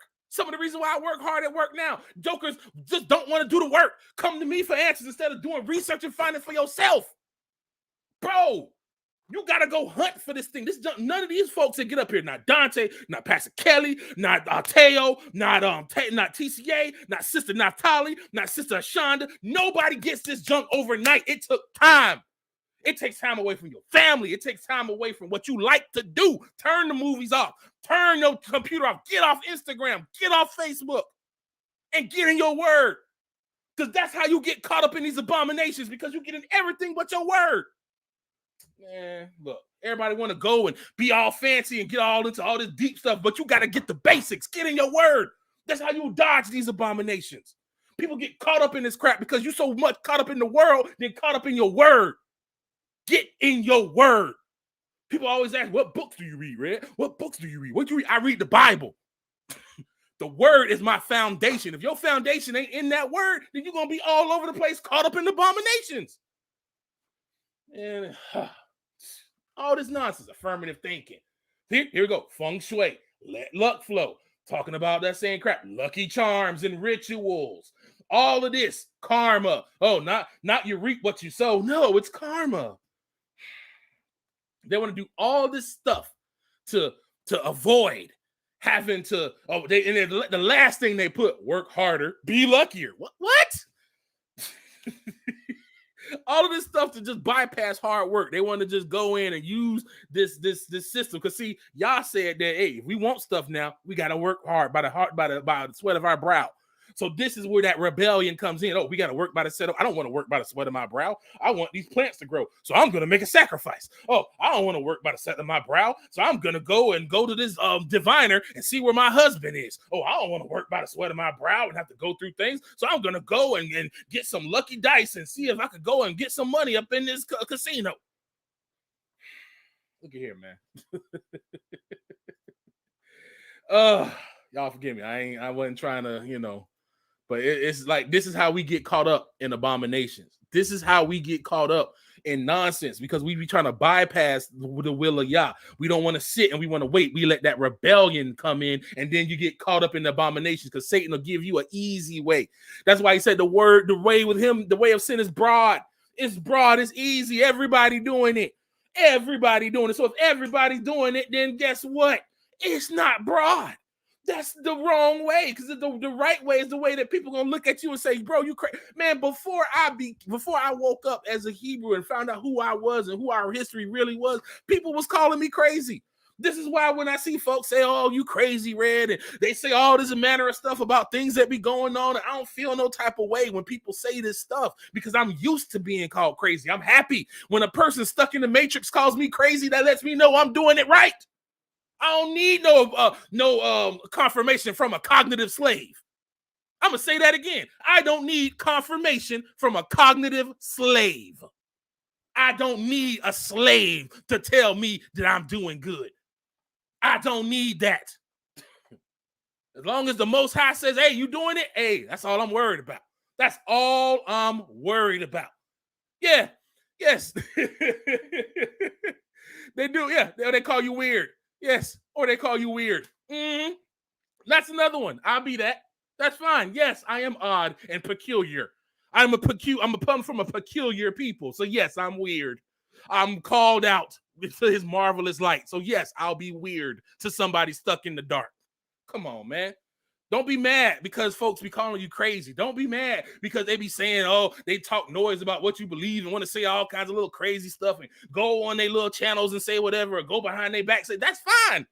Blessed if you're good is spoken ill of. That's fine. You good. You giving the word. You falling away from that foolishness. You doing what Yah said and coming out of Babylon. We don't need, look at this Lucky Charms. This is what we used to eat. We used to eat these things. I know I used to eat Lucky Charms. I ain't like the chocolate ones. They was garbage. I used to get the other ones and just eat the marshmallows. Ingesting all these things that not only is the food itself not good for you, but what it represents is trash. And we just eating that junk, just sitting there eating, watching our demonic cartoons. Then wonder why we can't shake lust. Then wonder why we can't shake anger. Then wonder why we can't shake these sins that keep coming up on us because we taking this crap in on a daily basis. That cereal is nasty, Sister Nis. It really is. It really is. It really is. Oh, man. This again, talking more about the overlap. So now we're going to talk about, we get into this one here. I'm just going to let it speak for itself. So when you get to Charmers, there's a couple words that they used, but all of these are like overlap. You know what I'm saying? Like I said, the overlap is real. You have Yidoni, which is wizard in the KJV from the Strongs. It means a knower, one who has a familiar spirit. Again, we're familiar with this. A familiar spirit, a soothsayer, a necromancer, somebody who speaks from the dead, that's speaking out of the bubble, that, you know, that gastromancy. All of these things are all lining up with that. Then you have Nahas or Narkash, which is an enchanter, which is to practice divination, to divine, observe signs. We just seen all of that. Learn by experience, diligently observe, to practice, fortune telling, take as an omen. Again, all of these things we just covered in all these charms and all these different things. Then you have Moot or Muth, which is necromancer, which means to die, to kill, have one executed. So that means you're literally talking to the dead. Your practice of talking to the dead. We all know these are common things that we kind of know. We know these things.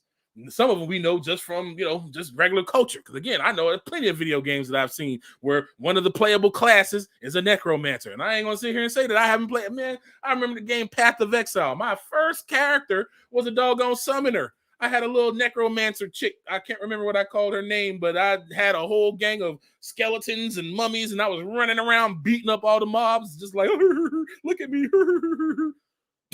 Just enjoying my little sinful nonsense. It's just a video game.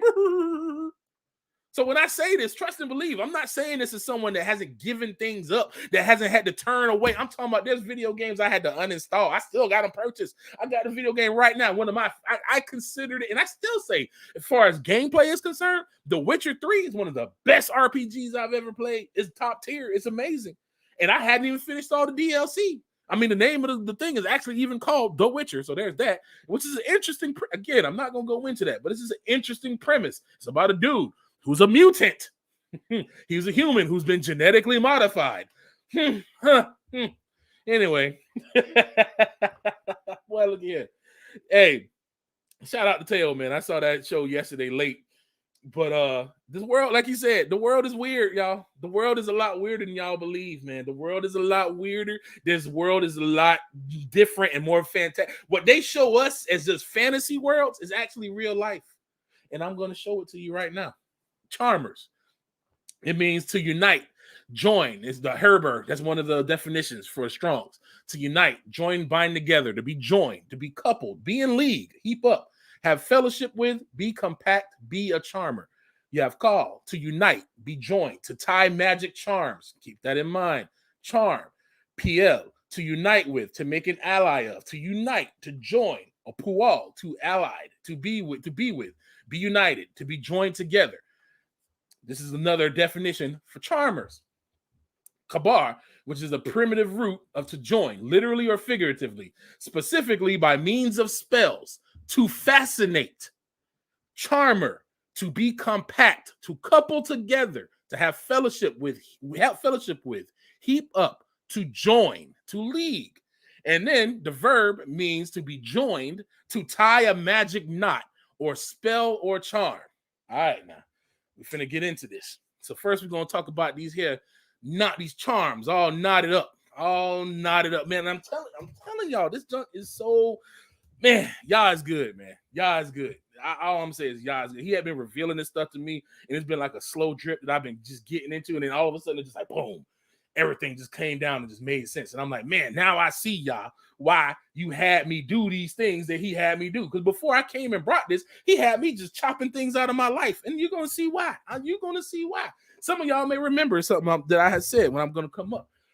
Knot magic has traditionally been used by sailors to bind winds, untying a knot to stir up a wind. Generally, 3 knots were used. The first untied would cause a gentle wind, the second a strong wind, and the third would release a hurricane. This spell is still in use today. One example I have seen involved going to a high place and speaking a chant declaring the intention of the spell while tying the first knot, blowing once upon the knot, once tied, then repeating for each of the 3 knots, blowing twice upon the second and thrice upon the third. That comes from the Witchopedia. Yes, there's a Witchopedia, a Wikipedia for witchcraft. It's crazy. Okay, I want to show y'all some. I want to show y'all something. Let me show you something. Let me show you something. Let me come over here. We're gonna talk about the knot magic, and they have knot magic. But before I do that, I want to. No, that's not what I want to do. I want to do this now. This is an anime. Many of y'all who watch anime, y'all know what this is. This is One Piece. One Piece, pretty much. Before y'all started opening my eyes, this was my #1 anime, y'all. Like, I've been watching this for years. I'm talking about since like 2003. That's when I first started really watching it, because I was back in the day, we didn't have all these online streaming shows, you know what I'm saying? All those OG anime guys, you know what I'm saying? We had to get it while we live. We had to go online through the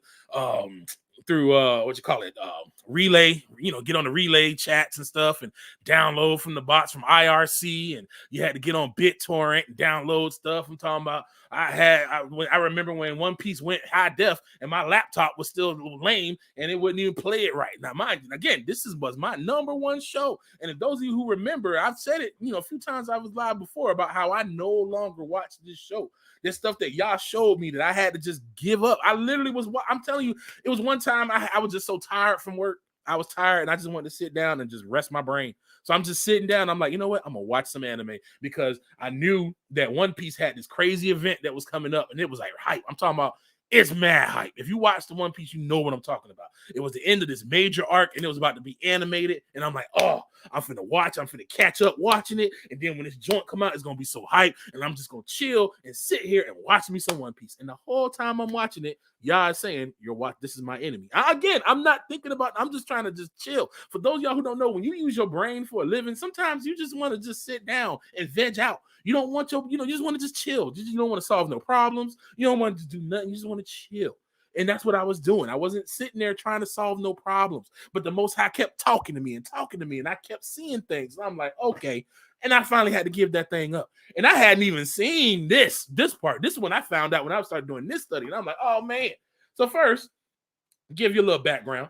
The character here, the girl Nami, she's a part of the One Piece, the Straw Hat Pirates, and in this particular point, they've all been separated, and she goes onto this island called Weatheria. It's in the sky, and you have these guys here who are dressed like this, and they have these little interesting hats here that come down. If you think about in my first video, one of the first videos I put on here, where I talking about from Babylon to America, we talking about the cult of Mithras and these hats that they have, these pointed hats of Mithras, and some of them are even bent just like that.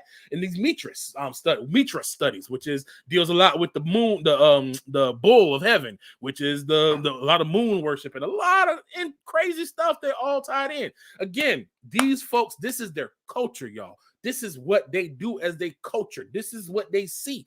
So now we just read the thing about knots. I'm gonna there's no language here, there's no subtitles, but it speaks for itself when you see it. He's trying to like cheer her up, so he starts showing her something. So, Jan! さあさあお立ち会い、固く結ばれたこの風の結び目、一つほどくとそよ風を呼び、二つほどけば強風を呼び、3つほどくと突風を呼ぶ。 Now, y'all just seen y'all seen what I just showed you, right? Now remember what we were just talking about with the knots and how they said the knot, how you pull the first knot, it's a gentle breeze, you pull the second knot and it's a nice little skull, and then you pull the third knot and it's like a whole hurricane.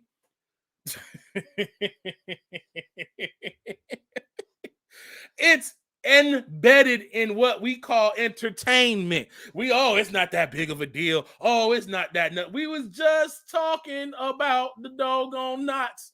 We was just talking about how they use them and they tie the 3 knots and how you pull the knots out and the knots give you wind. And as he pulled the knots, you can see he pulls the first knot. Oh, there was more wind. That's the second knot. And then he pulls the third knot and she gets blown over by the hurricane winds. It's in your entertainment right there in the entertainment. It's entertainment though. It's just entertainment. You be taking it too far. Oh, Big Red. That's just all the. It's into exactly, Uncle Don. Exactly that. It's indoctrination. It's to make you comfortable with these abominations. It's because again, I saw this is an old episode. This came out a minute ago. I remember seeing this and thinking, oh, that's a cool concept. I remember like, oh, Kubo was like a genius. Oh, he's so smart. Oh my God, that's so cool. And and I'm just freaking out, not even knowing this is witchcraft. This witchcraft. I'm cheering for witchcraft. Sitting there cheering for witchcraft. Cheering. Happy for it. Oh, look, the witchcraft. Oh. All right. Now we're going to get to this last part of Charmers, y'all. This is one we're going to end it out on. And I had to save this one for last because if I would have started with it, I'm quite sure y'all would have tried to find my address and send me bags of poop on the front door because I'm telling you about your favorite thing. That you love to do. I'm telling you about how, your favorite person. Let me give me a little sip of water here real quick because this is going to be a trip.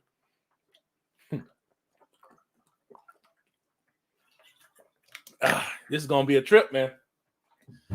Channelers, charmers, change the channel. Isn't it interesting that when you watch television, you tune into a channel for a broadcast?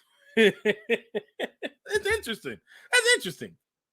Channeler, noun, a person who conveys thoughts or energy from a source believed to be outside the person's body or conscious mind. Specifically, one who speaks for non-physical beings or spirits. Interesting. I want to play this. I want to play this. Is it gonna load it up for me? Yeah, it's gonna load it up for me. Oh, it loads it up on the wrong one. Goodness gracious, you. Hold on. Because I want it to open to this exact time. So it wants to be silly. So we're going to do this here. And shout out to this channel, man. This is called Little Light Studios, and they have this thing called LED. And they got some pretty, I've just seen a couple of things that they have over here. It's pretty interesting. You know what I'm saying? These are the type of Christians that I could somewhat deal with. I could deal with that. Because, see, these are the type of Christians that, I was when back in the day, when my mom was teaching us and stuff like this. Is the kind of stuff we was on because there wasn't a lot of stuff that we could watch on TV. And there wasn't a lot of stuff that we could do that even other Christians were thinking was normal because my mom gave us a revelation of a lot of stuff. But even this goes further than a lot of stuff that even we knew even back then at the time.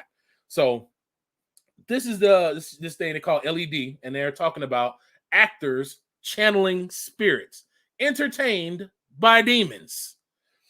And here we go. Terminology that we should know better than to involve ourselves with a lot of this kind of stuff. But I wanted to share with you, I don't know if we talked about Toy Story. Did we talk about Toy Story on the last one? Not at all. So when Toy Story 2 came out, you guys remember the little dog Slinky? Yes. Yeah, he actually was voiced by an actor named Jim Varney. You probably maybe recognize that name from Ernest. Yeah, Ernest Goes to Camp, or he was kind of a funny actor. But he actually died of lung cancer at age 50 years old. Wow. And when he died, obviously Toy Story being such a large movie, they wanted to replace him, and they searched for years to actually find an actor that could portray this slinky character in the same manner that Jim Varney did. Wow. And they ended up landing on an acquaintance of Jim Varney's, and he was actually able to channel his late dead friend, and that's where he came up with this voice. And Even so, for a voice. just the voice. So this is actually coming from Entertainment Weekly. Okay, so this is not some obscure article Jones or whatever. I love how you said that. I love that because that's the first thing folks say. Oh, well, what website did you get it from? They all, again, that defense mechanism because we love our entertainment. We love Massa gives us good things to watch in the big house. You niggas out there in the fields, y'all just always want to just hate on us in the big house because Massa gives us good movies to watch. Okay. Right here. And it says in the article, Jim Varney, who died of 50 years. It says Varney died from lung cancer at the age of 50, less than 3 months after the release of Toy Story 2 in late 1999. He has a great stand-up comedian. It was a very funny guy, very unusual and unique, Clark says. I went in and I invoked or I channeled Varney's spirit in order to get his voice. Look at here, man. It's like what Sister Crystal said. Method acting is literally teaching you this thing. It teaches you this. For those of y'all who want to say, oh, you're just being ridiculous, Big Red. Oh, you're just crazy. Y'all see this acting classes? This is about Cindy Lawson, Actor Studio. How a beginner actor can learn to channel character. I simply channeled a character. This time I allowed the character to inhabit me. Shirley MacLaine. Channeling character. When thinking about character, a topic that most beginner acting students find fascinating is the mysterious process of channeling character. New actors often watch their favorite character actors on screen or stage and are in awe of their ability to surrender to the role. But the question that eludes most beginner actors is, how does an actor truly channel a character? This sought-after question and one I demystify in my acting classes at Cindy Tanna's Actor Studio. Look at here, man. When y'all see, there's another one too. I think he is this the Gives one? you your inspiration. Man, I don't know if he has a if I have it. Yeah, I don't have the he talks about, it's another one that he talks about here on the Little Light Studios, where he talks about actually, yeah, here's another good one. Yeah. Of the most occultic person. He used a lot of magic. He's talking about Aleister Crowley, and he's going to give a quote that Aleister Crowley gave. Let me pull it up. There are 3 main methods for invoking any deity. The third method is the dramatic, perhaps the most attractive of all. Certainly, it is so to the artist's temperament, for it appeals to his imagination through his aesthetic sense.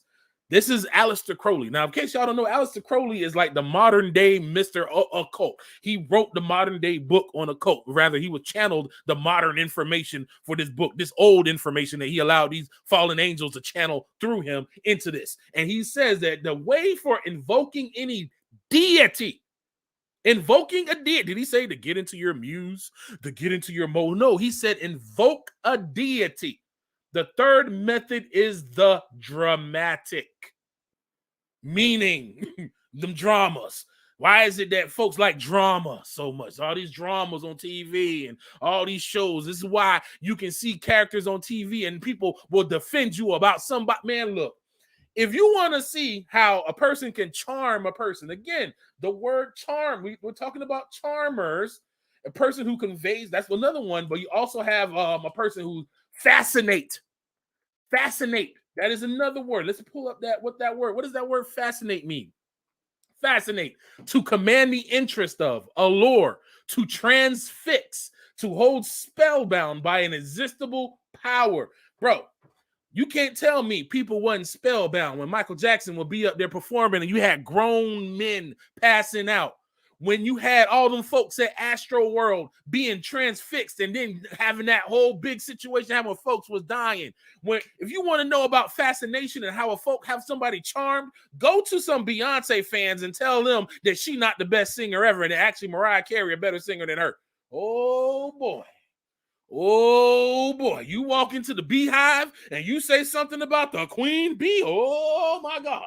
Even see, this is what happened because they're so fascinated with this person. When you're dealing with a person that's a fanatic, they're a fan or a fanatic. Like I've more perfect, a fan. That's where they get the word fanatic.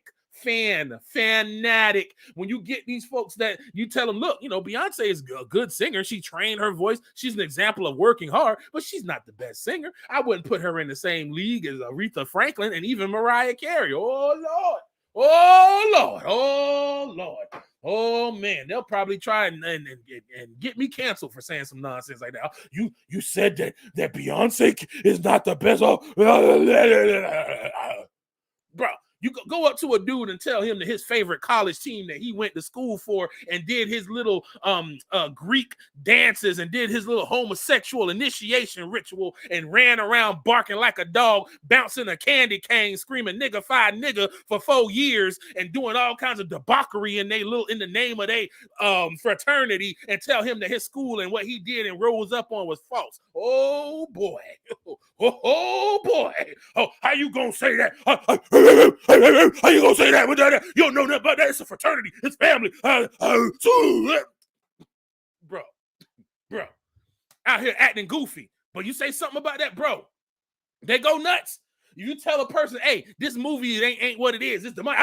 You going too much. You doing too much. It's just a movie. It's just entertainment. I had somebody say that. I have made a post. I think last time I had posted something on Facebook, because I had been just away from social media like that. The last time I had really posted something on Facebook, I think was around when Herschel Walker, good Lord, that slow behind Negro. Why they always pick this man here? I'm not going to get on that. But Herschel, with his very ineloquent self, got up talking stupidness, and people were just clowning him. And some people was trying to, say, it's this, and he's just doing all that. And I'm like, I would agree with y'all and would be on y'all about Herschel Walker if y'all kept that same energy about these rappers running around here rapping about killing your fellow brothers, rapping and calling your women hoes and calling them out of their name and whatnot. Out here talking all this crap about us as a people and promoting all this nonsense. Like, you keep the same energy. When it comes to the ones that massa, the Democratic massa, tell you not to run with, because he represent the other side. Oh no, that's a Sly Cooper. Oh no, that's a trash panda. Oh no, we don't mess with him. He a coon. But then you turn around and go and listen to Lil Wayne talking about how you want to have sex with every woman in the world. Or you go and listen to him talking about how I feel like dying. After the drugs are done, I feel like dying. Or you go and listen to other one of these rappers out here talking about shooting up and killing niggas and I got this and I shoot this one, I shoot that one. I said, if y'all kept the same energy for that, I might entertain your Herschel Walker arguments. I might entertain that. If somebody came on there and talking about, well, that's entertainment. That's not the same thing. What? So you're entertained by a dude telling you that he's killing people? Murder entertains you? Hearing that your fellow people telling you that he's killing your fellow brothers, that's entertainment? Selling drugs to your people, selling poison that breaks up families and homes, that's entertainment to you? Hearing about, you sit here and you talk about how women are thoughts and women, they shouldn't have all these bodies on them and all this blah, blah, blah, blah, blah. But then you listen to Negroes talking about smashing and passing women and having all these kind of illicit affairs and all this and whatnot. That's your entertainment. Okay. Okay, because you're transfixed. Because you're fascinated by these charmers, because of their skill. Their skill has you fascinated. What they're doing has you channeled. And even it's in music too. Oh, it's in music too. For those of y'all who in the music, y'all know who disc makers is. Disc makers used to make, they still make actually, duplicators and CDs for y'all young folks. That's what they used to listen to before, your music could just come off the internet, like that. The internet was so slow, folks couldn't listen to the internet and streaming. So you had to actually go and burn a CD and burn a disc. Or if you was a rapper, you would send your tracks out to disc makers and they'll master your stuff for you and even do your art and everything, give you CDs and all that kind of stuff. I'm saying that to let you know, disc makers they got clout in the music game. They know what they're talking about. They're not just some random website. I like to put some little weight behind this because listen to what they say. Channeling emotions. How to play it when you're not feeling it. Just as actors channel emotions and use what they're feeling to enhance and inform their acting choices, you can do the same to enhance your musical performances on stage and in the studio. I do recall Kanye one time saying that he went out there and channeled. Was it Kanye or was it Jay-Z? I think it was Jay-Z who said he channeled Jimi Hendrix when he went out there. I want to say it was Kanye. They said they channeled Jimi Hendrix, and when they go out there, when they went out there and did all that stuff. I took a single class in method acting during college, and remember one technique more than anything else. Whatever you as the actor are feeling, and when you step on stage, loop that feeling into the scene and give the character you're portraying the same real intensity of emotion. This doesn't mean a literal transfer. If an actor is upset because her car got towed or her dog got sick, that does not mean the character she's depicting on stage should be internally upset about the exact same things or even upset at all. Rather, a skilled actor can capture the intensity and realness of his or her personal emotions, whatever they may be, and translate them into something that the character on stage could realistically be feeling given the context or of the scene being performed. Why do I bring this up in a music blog? Because the same principle can apply to making music. When you play, write, sing, or produce, you're trying to communicate something through music. Channel. And that's not what do you mean, Big Red? That's not what are you talking about? That's not channeling. Channeler, a person who conveys thoughts or energy from a source believed to be outside of the person's body or conscious mind. Okay. Interesting. All right. When you play, write, sing, or produce, you're trying to communicate something through music. So when you listening to all this trash, it's just entertainment. Oh, it's just a song. Oh, you're going too much. This music is what if you go on to some of the old R&B music, like you go to find some old Keith Sweat and listen to their stuff on YouTube and look at the videos. Go into the comment section of some of them old freaky songs and see how many women on there talking about, oh, I lost my virginity to this. I lost my virginity to this. Oh, child, I lost my virginity. I was one song. I went on almost every other comment with somebody saying they lost their virginity or gave up some cookies to this song. But it's just entertainment. Okay. Something's being entertained, all right. Come on, man.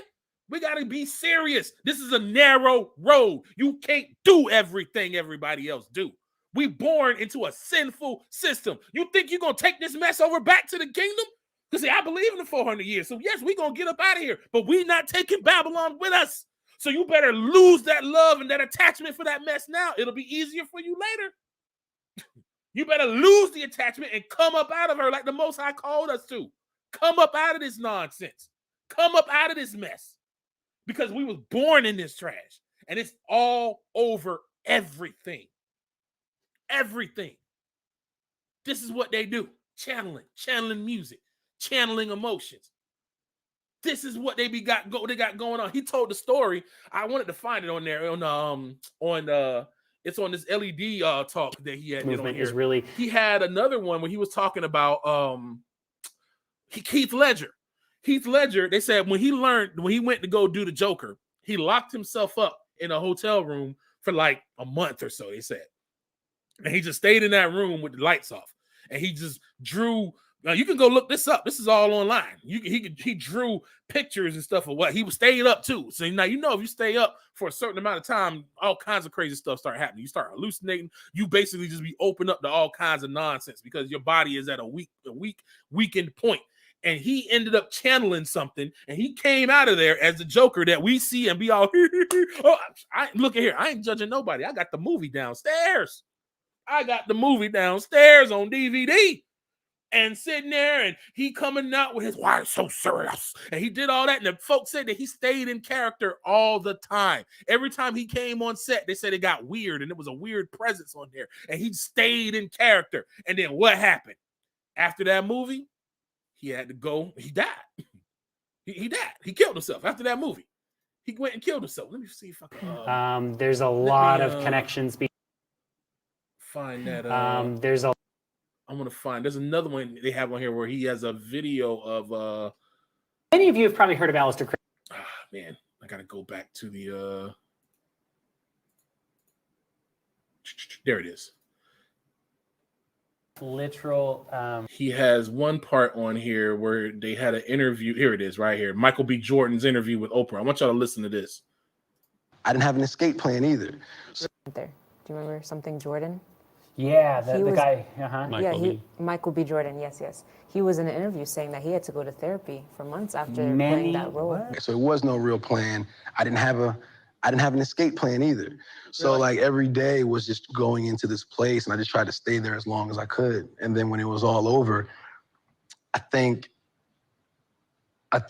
just being in that kind of that mind state, that real unapologetic, just real, like, whatever all the time, kind of kept it caught up with me, and like I got a little depressed. It was tough for me for a minute, Really? just readjusting to being around the people. He was in such a mindset to play Killmonger. He watch, that listen to what care he said. about me, getting that love that I shut out for a long time. Like I shut out love. I didn't want love and affection. I wanted to be in this lonely place as long as I could in order to kind of capture the essence of what Eric, Stevens was, what Killmonger was. So when we wrapped the film, I'm like, in my mind, I was like, okay, cool, go back to, regular life, get back to LA and be cool. But it was a little tough for me at first to kind of like accept It was hard that just love. to lay him down Yep. and be done with it. Yeah. How did it take you a while? It took me, I don't really know exactly when I came out of it, but, I went to therapy, what I'm saying? I started talking. This man had to go to therapy, y'all. This man had to go to therapy after playing Killmonger. Now, that wasn't even that crazy of a role. So you can see why Heath Ledger is no longer here with us, because he went in on that. Like, again, nobody's portrayed the Joker like he has. Nobody's portrayed it like that before. And it cost him his life because he channeled something he couldn't get rid of. And this man had to go to therapy. Michael B. Jordan, after playing Killmonger. Killmonger wasn't even that, like, intense. Wasn't even that crazy. like, come on, man. It's like, come on. What in the world? Who blocked Jay Hostile? What happened there? Why did he get timed out? Don't about my brother Jay Hostile. What's good with your Jay Hostile? Anyway, like I said, this junk is serious, y'all. This junk is absolutely serious. This ain't a game. This ain't just, somebody just saying something for play. We've been too accustomed to call stuff. See, they take all this wickedness and they turn it into entertainment. You seen the cartoons having all the augury stick. I'm talking about there's so much witchcraft in cartoons. I'm talking about they do divination, they do seances. You see, even in the regular TV shows, they run around with Ouija boards, and they do all this stuff, and it is like taught as normal. And we look at this and be laughing and kikiing as they be releasing these spirits and releasing this nonsense, and we sitting there taking it in, then wondering why we can't study properly, wondering why our household got issues and stuff going on, because you letting the devil in because you entertained by it. I'm talking about these folks be getting out here, and it's not just the actors, it's the music too, because a lot of these artists and stuff, they be going places and they be tapping into stuff. I mean, come on, man. You got these dudes called 3-6 Mafia. Their record label's called Hypnotized Minds. Okay, y'all. Okay, this is a coincidence. It's just entertainment. It's just, it's edgy. They just doing it for entertainment. Oh, okay.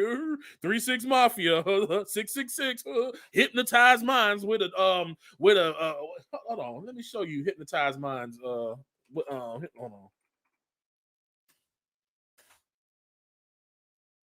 Look at their symbol for their website, not for the label. Hypnotized Minds with death holding a clock to hypnotize you. Come on, man. But it's just entertainment, though. It's just entertainment. It's just entertainment. Oh, you being so serious, man. That's it's entertainment. That's all it is. It's just a little fun. Oh, it's just fun. Okay. Yeah, Orlando Brown, a lot of these folks, man, like a lot of these folks that get into this mess because it's tied to these abominations. This mess is witchcraft, and they use these things to fascinate you. I've told this story before about Longinus. Longinus had a writing where he talks about the sublime. The sublime is like basically high intelligence. It's considered like a high way of being, a high way of thinking and walking and moving.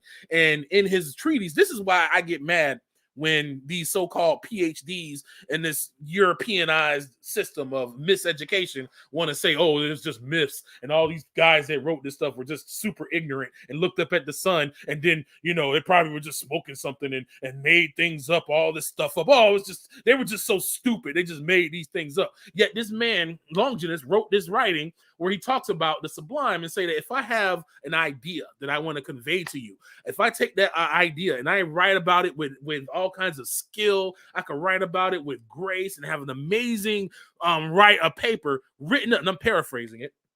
I can write up this amazing paper of all this information, but it's up to you, the reader. It's up to y'all to actually sit down, read the paper, and to try to gain understanding of what I'm writing. So if you don't understand it, that means you got to sit there and do research to try to get the full comprehension of the idea that I'm bringing across. Now, I can use great language and I can profess this idea in the most amazing fact-filled way, but not that many people will get it compared to if I took that same idea and put it in a movie, or put it in a play, or put it in a song, or put it in some way that pulls on your emotions, that fascinates you and charms you with the skill of the delivery. This is why people,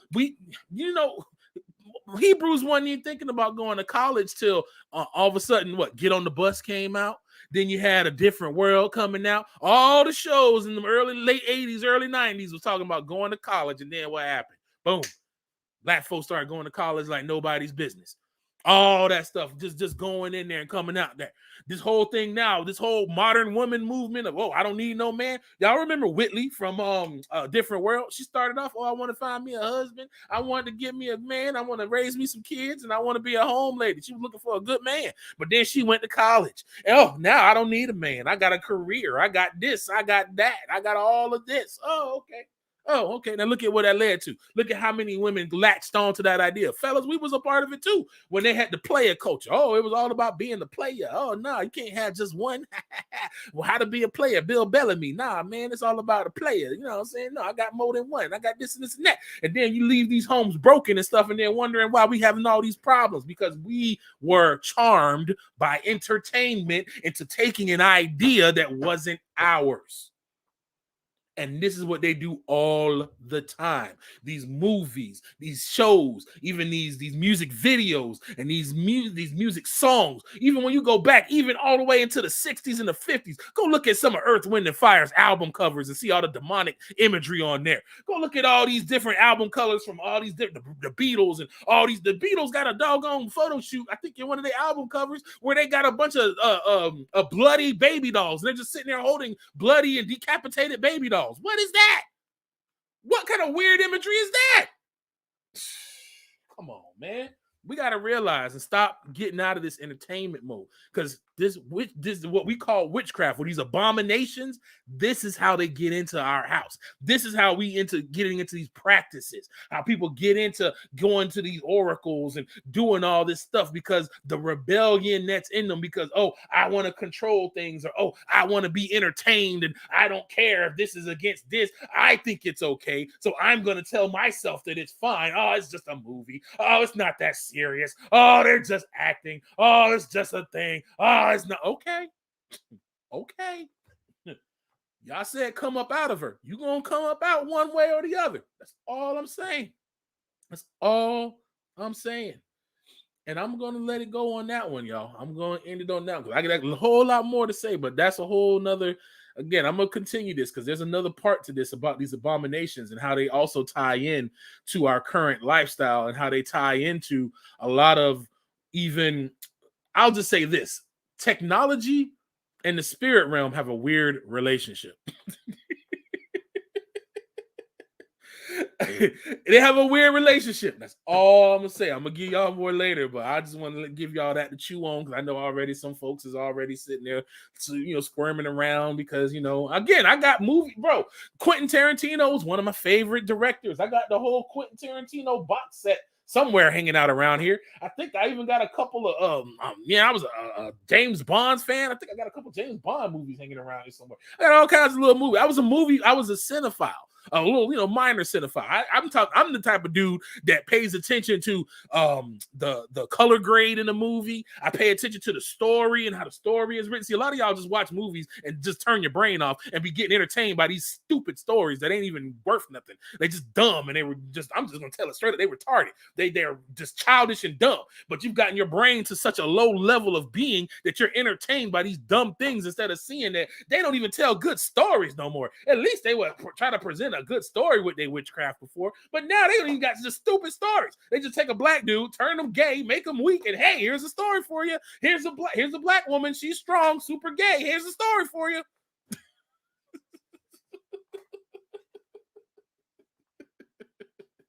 These dudes here, Hypnotized Mind, 3-6 Mafia. Oh, that's just entertainment. Oh, Juicy J. Oh, yeah, all these guys, that's just entertainment. Yeah, Hypnotized Minds. Oh, it's just entertainment. Okay. Okay. Now, I think, Garth, Left Behind is training. That's a training simulator. Hey, the way things going in America, we gonna have some Left Behind moments coming up. Boy, look at here. Man, look, man. Y'all, we got to get up out of these abominations. This is what y'all called us to come up out of. There's a reason why they call these folks stars. In the other countries, in Asian countries, they call them idols. Whether you're a movie, what we call movie stars and audio, like rappers and all that, they call them idols. That's literally what they call them, idols. They call them that. They just straight up call them what they are. Same thing now. What do they do with stars? They worship the stars. That's why they call them stars. They give them these people. They give you these people are fake. This is why you always have bro. You got what's your boy name that plays Iron Man? Darn it, his name slips my mind right now because I'm just going in. The boy that plays Iron Man is out here promoting eating bugs. Why? Robert Downey Jr. Why is Robert Downey Jr. out here promoting eating bugs? Why is Robert Downey? And then I think a couple of them was doing that, promoting that. Why? Why are they out here doing that? Why is Will.i.am out here investing in AI? Y'all seen Teo thing yesterday. Ain't nothing he said was wrong. Boy, look at here. But the thing I'm gonna bring out next gonna tie into so much into what he said so heavy. I was looking at that yesterday like, oh, the Most High is so real. The Most High is so real, y'all. Because again, this AI, why is this AI thing such a big thing? What in the world is Will.i.am? Number one, look at his name. Okay. Why is he in AI? My God. You're invested in AI? Interesting. Why is it they got what's his name? I forget the one dude. It was one of these Hollywood actors. He went over to Ukraine and gave him an Oscar for what? What's a Hollywood actor doing in Ukraine? Bro, you supposed to play pretend for a living. What you doing over there? Why do they use these people and always put them out in front of stuff they want us to feel some type of way about? Because they fascinate you with their skill of them channeling these spirits into them. And while you're fascinated by them, you have an emotional tie. This is what that means. Another part of what that means to bond, to couple together. You've joined yourself together with this person and what they believe in because their talent fascinates you. And now you tied into that nonsense. Sean Penn, thank you, Jaden T. Yeah, that's who that was. He over there in Ukraine giving his Oscar. What he doing over there? Come on, man. Y'all, we gotta wake up, man. This junk is for real. We were born into captivity. It baffles my brain that Hebrews will believe that these nations were confederate to hide our history, but still think that everything that they put before us is okay. This blows my brain. I literally get frustrated and I just got to be quiet sometimes and just be like, okay, because, I be wanting to keep peace. I don't want to cause no problems because we need unity, but I just be praying, y'all open up our people's eyes because we are so ignorant when it comes to these abominations. That's why I was so mad, like I said in the beginning, about that girl dying because we just ignorant and we trust these people. For what? They've shown us we have nothing to trust them for. You better have provisions for yourself. You better separate yourself out of this system so you can think clearly, so you can see what's coming over the horizon. You can't think clearly if you're fascinated with these charmers. You can't think clearly if you're running around checking your horoscopes. I want to show y'all one thing. I'm not going to talk about the thing that this is attached to, but I want to show y'all this one thing here. Let me turn these off so they won't pop up. Oi, There's oi, something- oi, oi, musume san ya. Turn that guy off here. I want to show y'all something. I'm not gonna go into. I'm gonna do an actual. Some things don't have like a full build. I'm gonna do like quick builds. I hate Rumble. It takes so long to load. Come on. I want to show y'all something. This is info. I want to show y'all for y'all who be out here talking about it's so interesting. He plays a Joker too. All y'all who be out here talking about oh, we gotta see. This is why y'all need to have discernment. This is why y'all need discernment, because some of y'all will run out here and run after the wrong ones because of their talent that fascinates you. And again, I like I told y'all watch out for this. I told y'all watch out for this Negro. Don't follow this Negro. Y'all watch out for this man. Y'all watch out for this dude, because this ain't what it is. Oh well, y'all use anybody. This is y'all moving, and this is y'all moving, and oh, this is y'all. Oh, y'all moving. Everybody promoting, and everybody getting on it. I just kept saying, be careful. Be careful. After all I've shown them, To his employee Candace Owens for speaking out against me, and that I love the crew. I love every. That you're a white supremacist. True. Yeah, and I Did you that you're a white I supremacist? gotta see if I can find it. I think it's at That you're a white supremacist. I'm with you. It's yay and hold on. I think I have it. Actually, let me do something here real quick. Yeah, there it is. It's at 2:20. I had it saved. Praise you, y'all.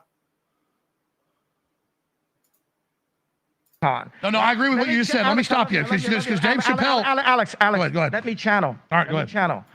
Did y'all hear what he said? Did y'all hear what he said? I'm gonna play it again. Listen to what he said. I'm gonna play it again. To his employee Candace Owens for speaking out against me, and that just showed you another level of this kind of control that's out there. No, I agree. I like Candace. She has a lot of courage. She's a really smart, beautiful lady. Really defended you. To his Candace Owens. on. No, I agree with what you just said. Let me stop you, because Dave Chappelle. Alex, Go ahead. let me channel. All right, go ahead. Channel. Did y'all hear what he said? Did y'all hear what he said? He said, "Let me channel." Y'all Negroes need discernment, y'all. I'm just gonna tell you straight up. If you was running around here running after this man, you need to talk to y'all and ask for discernment. I ain't saying that to be mean. I'm saying that for your own good. You need to seek y'all and stop being so gullible because you like the fascination that these charmers give you. You got to stop this.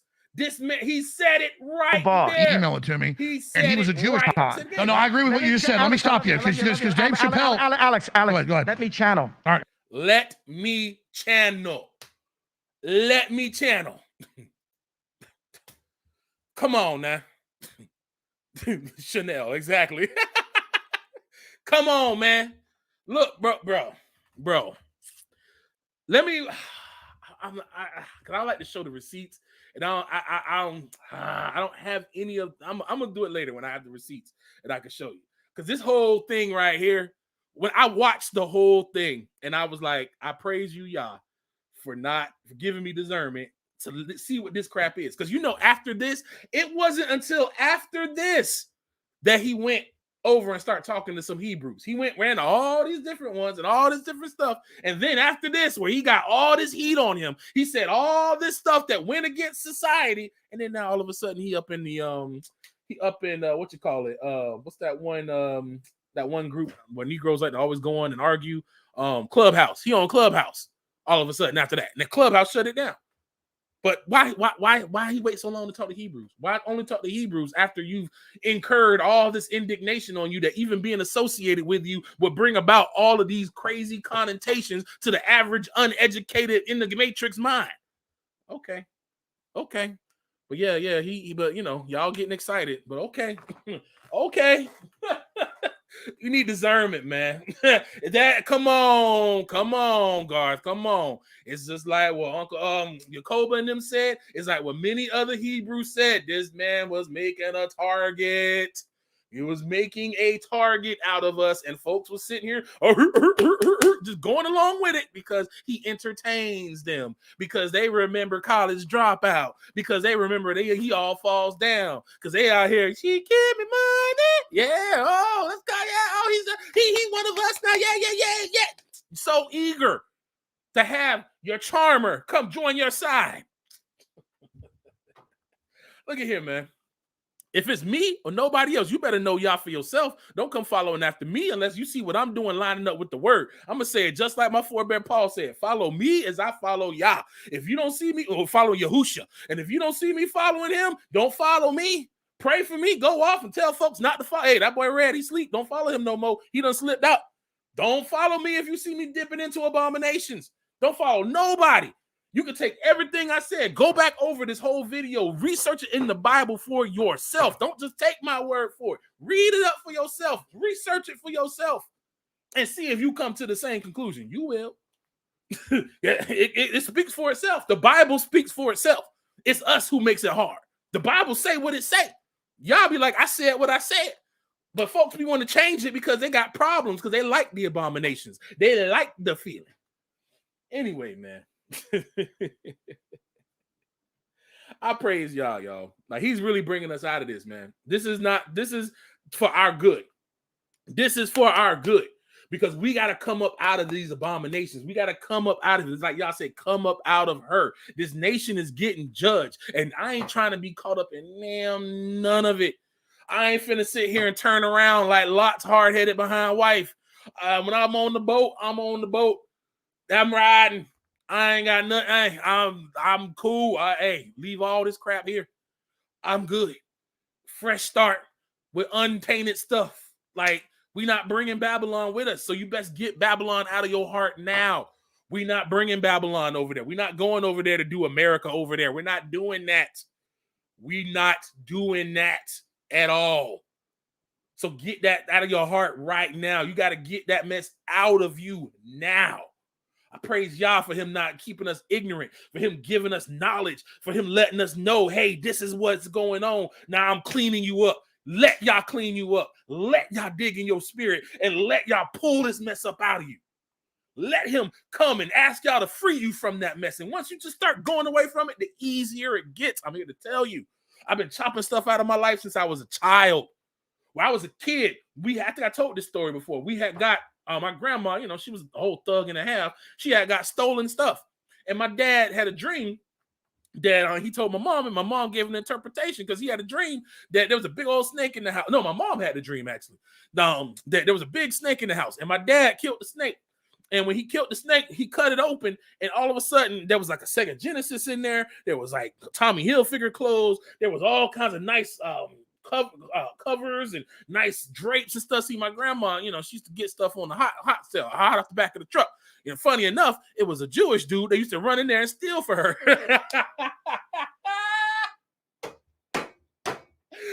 That's hilarious. Old boy was straight up Jewish, and he would be up in there talking to the guards and stuff, stealing. And he would bring the stuff back, and she would give us the stuff. Well, again, it's stolen goods. Y'all gave my mom a dream and showed us that, so she had to came and tell us. Now, I'm telling you, this is back in like the 90s. Tommy Hilfiger was what it was back then. I had a Sega Genesis. I already had a Super Nintendo, so I always wanted a Sega Genesis, and I had Sonic, and I think I went and got another game on top of it too. So, we sitting high off the hog right now. We got nice shoes. We sitting in, got us a little Sega Genesis, got me some Tommy Hilfiger. I'm going to school clean. You know what I'm saying? I got all that. And then my mom come and tell me, yeah, we got to throw all that away. Okay. I mean, it made sense to me as a kid. I'm like, hey, if it's stolen, then it's wrong before the Lord. It is what it is. I don't miss them clothes. I ain't miss not now one of them clothes. And then when it comes to it, bro, I'm telling you right now, I'm looking over here in my corner. I got my old PlayStation 1. I got a PlayStation 3. I got a PlayStation 4. I got a doggone Dreamcast. I got my PC, which is ridiculous. And I got about 100 some odd games on that I be buying on sale that I don't even have play because I don't have time. I got video games downstairs from Xbox 360. Whatever you give up for Yah, he will give back to you in spades. in spades.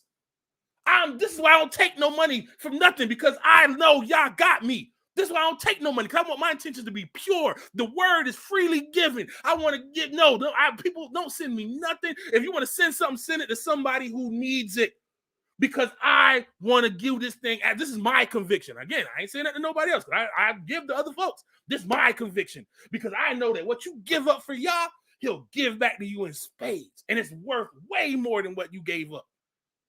So don't give this mess up and watch y'all bring you the increase. Watch how you increase. You think you can't understand the word? Give up some of these abominations and watch how the word talks to you. If your discernment is off, give up these abominations and watch how your discernment come in. I'm a living witness, and I tell you, what you give up for y'all, he will return to you in spades. In spades. I gotta check that saying too, in spades. I've been thinking about that. All these little colloquialisms and crap that we say, this language is so wicked, bro. Like, we spell that's what we do. When we have letters, we spell S-P-E-L-L. Like, come on, man. This is just so wicked. So wicked. But for sure, whatever you give up for y'all, he will give it back to you, man. Real talk. So go over that thing, man. Don't be afraid to give up them abominations. Don't be afraid to turn away from that stuff. Y'all said the way is narrow, and we got to walk through that narrow way. That means you can't go to the movies with everybody. That means you can't watch everything. You can't listen to everything. You can't go to every part. Man, they had my job. They had somebody invited me to a dope party. I was like, oh, this sounded great. Oh, it's a Christmas party. Sorry, I can't go. I don't go to Christmas. No, I'm not going. I'm not going to your Halloween functions, your fall functions. I'm not going to your Easter function. I'm not coming to a Christmas gathering. I don't even go around my family and them on Christmas time, because I don't want no parts of none of that. And they still partake in some of that stuff. I don't do it. Does that make me a black sheep? I don't care. I'm serious about this. I'm not falling in this crap. If I got to sit here and be the black sheep, then so be it. So be it. Who cares? That's why John the Baptist was out there in the wilderness chilling. Because when you walk different, you can't walk like everybody else. He was out in the wilderness and away from all the nonsense, and he was given the honor of baptizing the Messiah. See, he wasn't running like everybody else. The Messiah went to a man who was living different. Come on, man. Come on, man. You can't run with the world and think you're going to have, you're going to be big with the Most High, y'all. You can't run with the world and think you're going to be big with the Most High. That's not how this thing functions. The Most High do things different. Stop making excuses for this world. Stop making excuses for these foul. I'm talking. I have Hebrews I've argued with about Jay-Z and Beyonce and all these foul demonic channelers. All these folks. Come out of her, y'all. Come out. I'm going to leave it at that, man. I'll holler at y'all later. Don't come for me. Be mad at y'all. Don't be mad at me. I'm just a messenger. I know how Jeremiah feel, boy. Hey, I'm just a messenger. You mad, get mad at y'all. You know what I'm saying? Real talk. All right, family, man. I appreciate y'all. I truly, truly appreciate y'all. I'm gonna end this off with my man Shaddai War talking about how wicked this world is.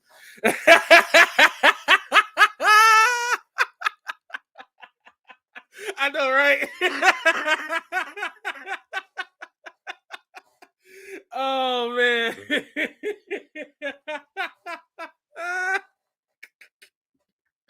Hey, it be that way, Garth, bro. It be that way, my guy. Hey, I felt the same way. I'm like, Lord, I just wanted to watch some anime. I ain't come here for all of this. I ain't come here for this. I just wanted to chill. Oh man. But on the real, man, y'all be blessed, and man, walk that narrow path, man. Come up. I can't stress it enough. Come up out of Babylon, because y'all, this year is gonna be goofy. And I'm not saying that, there's no, people that say, oh, you fake, you prophet line. Everybody say this in the new year. Like, bro, if you sitting here thinking that there's nothing crazy going on by looking at the signs in the world, you just, I don't know what to tell you. I really don't know what to tell you at this point. I mean, it's literally, you got Americans fighting Russians right now, and they're launching, using American-made missiles and launching them into Russia, inside Russian territory. Okay, keep thinking everything is sweet. And then you got China inching in on Taiwan, slowly and slower. Xi Jinping is the supreme ruler now, so he can do what he wants. He put on TV him getting rid of the old president. He let everybody on the West see it. In China, it was blocked out. They blocked this man off the internet. He literally has been erased. They wiped of this man. It's only Xi Jinping. Everybody that opposed him is gone. You think he ain't finna go in Taiwan in a few months? Okay. Okay. Okay. They keep thinking that we not in a recession. Okay. Like I said, it's imperative that we come up out of Babylon. It's imperative that we get away from these abominations, whether intentional or unintentional. It is imperative, because if you stuck on this system, you're going to be just like that unfortunate young lady up in Buffalo, New York. You're going to be waiting on a system that ain't coming for you, and you're going to perish. You're going to perish, and it's preventable. That thing made me so sad because it was preventable, because we think everything is regular. We're not paying attention. In Texas, when that storm hit, government wasn't there. Y'all be careful, especially y'all on the West Coast that's over there in California and all that. Even if you're watching right now, because it's like a hurricane coming to California, y'all. Like, come on, man. A hurricane coming to California. Like, come on, bro. Like, this is serious. This is super serious. We got to come up out of this place and get up out of Babylon so we can be in a place where we can hear from the Most High, because we're going to need it. We're going to need it. And anyway, I appreciate y'all, man. I appreciate all y'all, fam. I appreciate y'all. Again, I'm going to reiterate, if you buy food for the day, get food for more than one day. Get water for more than one day. Have a evacuation plan. Get you some extra provisions in your house and be prepared, because these times is coming up is perilous. I'm talking about it ain't even a week into the new year and all kinds of crazy stuff is happening already all around the United States. This weather is off the chain. This weather is ridiculous right now. I ain't never seen no mess like this before. And it's just been cycling every week. Like, it's like every other day. It's crazy. Craziness. We gotta get right with the Most High, y'all. We gotta get right with the Most High. These times is perilous. All right, y'all. I'm gonna leave it at that. I appreciate y'all, and then y'all be blessed, man. I'm gonna leave it out with my boy Shaddai War. Y'all be blessed. Yeah. This was so